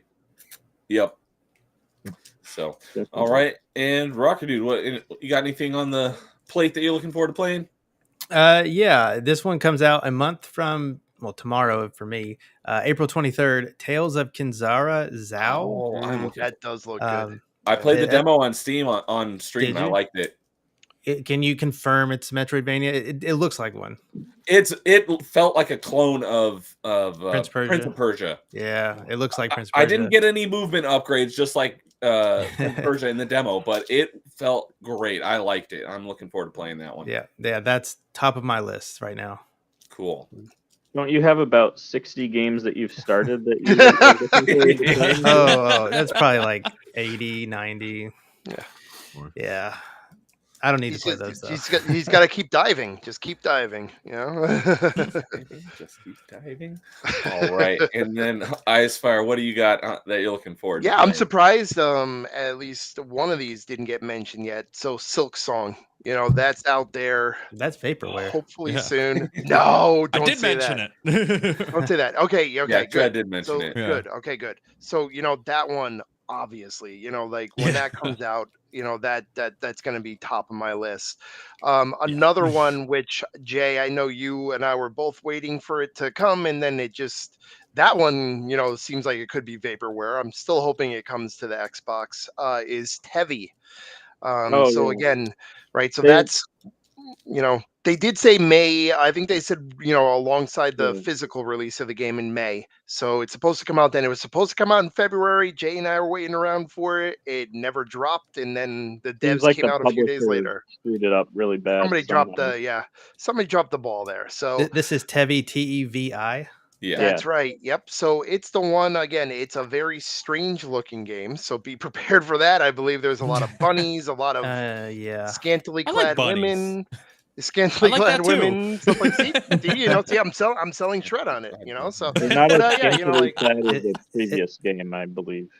yeah, so Rabby Ribby, right? So yeah, It's- so I've heard- Rabby Ribby It's was a an self-titled earlier- bullet hell Metroidvania. Yeah, so a very I'm not a big fan of bullet very, hells. very unique game. It's a very unique game. I am not a big fan of Bullet Hells, but this one gets such love in the community, that I'm just fascinated to try it. I've heard it's just a really great, Metroidvania. It's a large game, got a large map, to explore, different types of game modes that you can try, to play it in different ways. So yeah, I'm looking forward to that one when that comes out. So Cool. Yeah, it's a good list of Yeah. games. All right. Well, that wraps it up for us. So I know, a lot of the panel here isn't really like on the internet in this manner typically, so you might not have anything to plug or whatever. But if you got anything, go ahead. If you've got any streams or anything or podcasts or whatever, go for it. So Icefire, you got anything up you want to plug? Or I'm anything gonna say? steal from Corey and say, like obviously all of us are from, like myself, Rocker and Jay Huns and Neo. Obviously you're in there with us, right? We're all part of the AH101 community, which again, Rocker and some others, right, had started. It's a podcast, so I would definitely recommend that people give it a listen. They do a great job. But we also just have a great Discord with a lot of different gamers of all types there, and just a lot of fun people. I feel like Corey and others did a great job of keeping the rabble out, so to speak, and just letting people in and to have fun and talk about the games they like. So definitely recommend people give that a look. Yeah, if you are interested, because we are an Xbox community, so that might turn some people off. But if you do play Xbox at all, come join it. I put the link in the stream description already. to the AH101 Discord. We'd love to have you. We're a great group of people. We like talking about games. And if you like Metroidvanias, come join the Vayner channel. So, yep. Cool. All right. And Rocker Dude, you got anything coming up that you want to plug? I do not. I wasn't going to plug anything. I'm good. All right. And Jay Hans, you got anything you want to mention? I don't really stream at all, but gaming is not just a hobby for me. It's also part of my career. So if you're considering buying a gaming peripheral, consider SteelSeries. Help pay my salary. Oh, okay. That's cool. Cool. Yeah, I know that SteelSeries has got a pretty good reputation. I don't have any of their stuff myself. That little white one behind you, SteelSeries? Yep. Cool. All of these are SteelSeries. Got my Yeah. SteelSeries. There you go. There you go. All right. Well, next time I'm in the market for something, I'll definitely look at SteelSeries. They make really good stuff. Cool.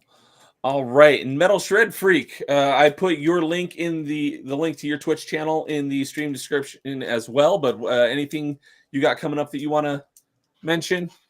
Thank you, man. I appreciate it.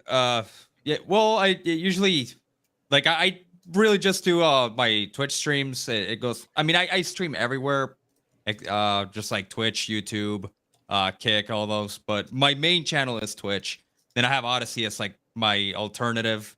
Like some people that don't like to get on like the standard platforms, so they hang out on Odyssey. And so I just got done with Fire Emblem Path of Radiance. So the next couple of weeks, I'm just gonna be taking it easy, playing some.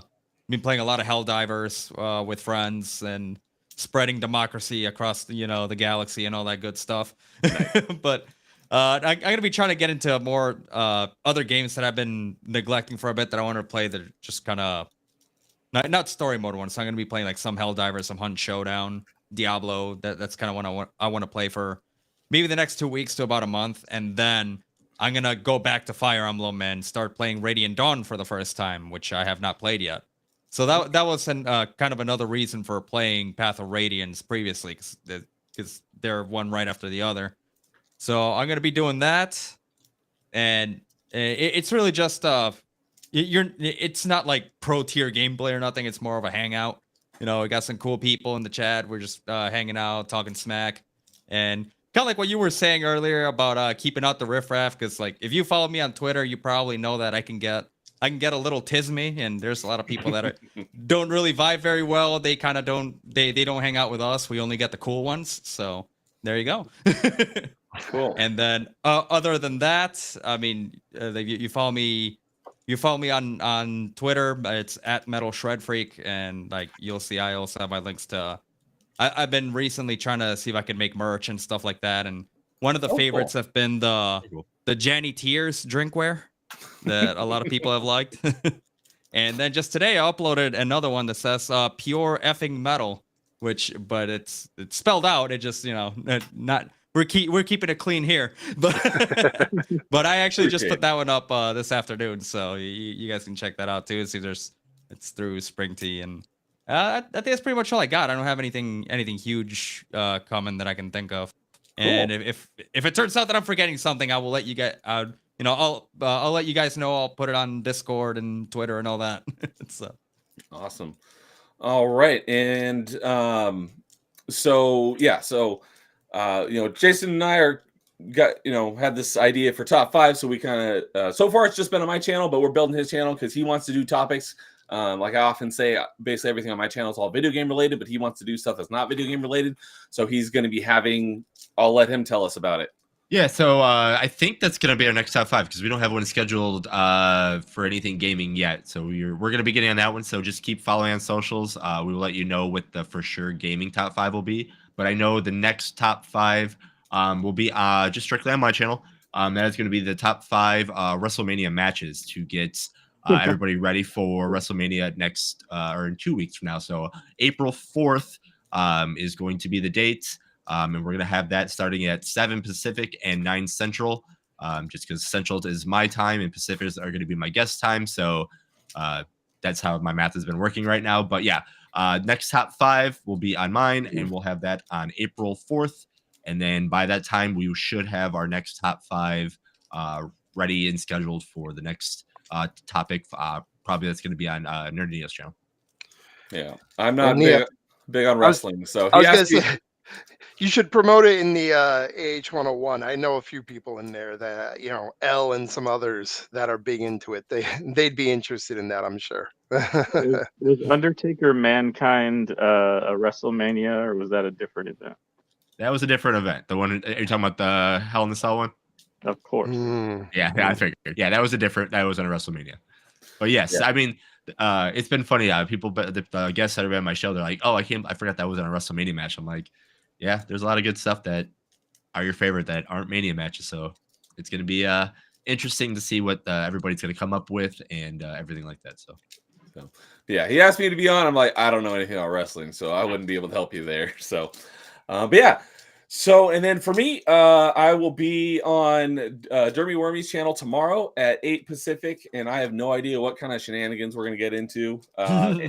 It's probably That's going to the be pretty best, nuts. ain't it? And then on Saturday at my usual 11:30 Pacific is going to be the next episode of Party Chat, where Colts Carl is going to be the guest host.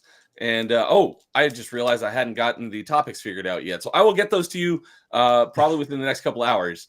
We'll be talking about fun video game topics like hardest boss you ever beat, or what game have you beaten the most time, fun stuff like that. And then speaking of Achievement Hunting 101, I'm scheduled to be on the not next week's episode, but the one after on April 2nd, unless that changes. So that'll be my debut to the main segment of the podcast, because normally I just do the Metroidvania roundups every month. But that'll be my first time being on the panel. So Nice. awesome. Well, thank you everyone for joining me. That was great. I loved having you guys on. You guys were awesome, and getting to hear all of your guys' top fives, and getting this to be the very first part 2, and adding to our existing list. That was fun. So thank you all for joining me. Appreciate you guys hanging on, especially it's kind of late for some of you guys, I know. So I'll let go right to bed. I'll let you guys get to bed. And for most of you guys, I'll see you in the Discord. But for everyone else, thank you for joining. Everyone who joined in chat, appreciate you guys as always. As always, if you have any topics you want to suggest for a future top 5, hit me up on Twitter or Discord. And if you want to be on that panel, you're welcome. And the other thing I forgot to mention is, typically Thursday nights I do an open mic, and I usually have a guest on, just talk open-ended video games. So if anyone wants to come on and just talk video games with me with nothing planned, let me know and we'll make it happen. That's open call to everyone. And the same thing, if you see me, same thing on Twitter, Discord, if you see me too, and there's any lists, don't be afraid to mention me as well. We do have some ideas planned out, but again, obviously the guests is what makes the show run, and we again appreciate all the guests that go on the show. But yeah, whatever you guys want to hear and see for this top 5, we want to make it for you guys as well. So we appreciate everybody in the chat and watching us. What was that, Jay? Puzzle games. Puzzle. You know what? I think I might have written that down, but I'll double check my list. I think it's on my list too. I at least have puzzle games, best puzzle game music as well, because I'm a huge music guy when it comes to games, and I do have puzzle games, and I think I have puzzle games music in puzzle games. You know what? I did Dr. make Mario. Go on. I had puzzle for another thing that I'm doing, but I didn't have it for top 5, but I just added it. So that's a good pick. So, all right. Well, that will do it for episode 1.1. Really, the fourth episode. It's episode 4, top 5, Episode 4, Metroidvanias, top part 5. 2, the return. Come on, we got this. Super Mega Ultra Edition XP Omega. Samus Returns, part 2 again. Yeah.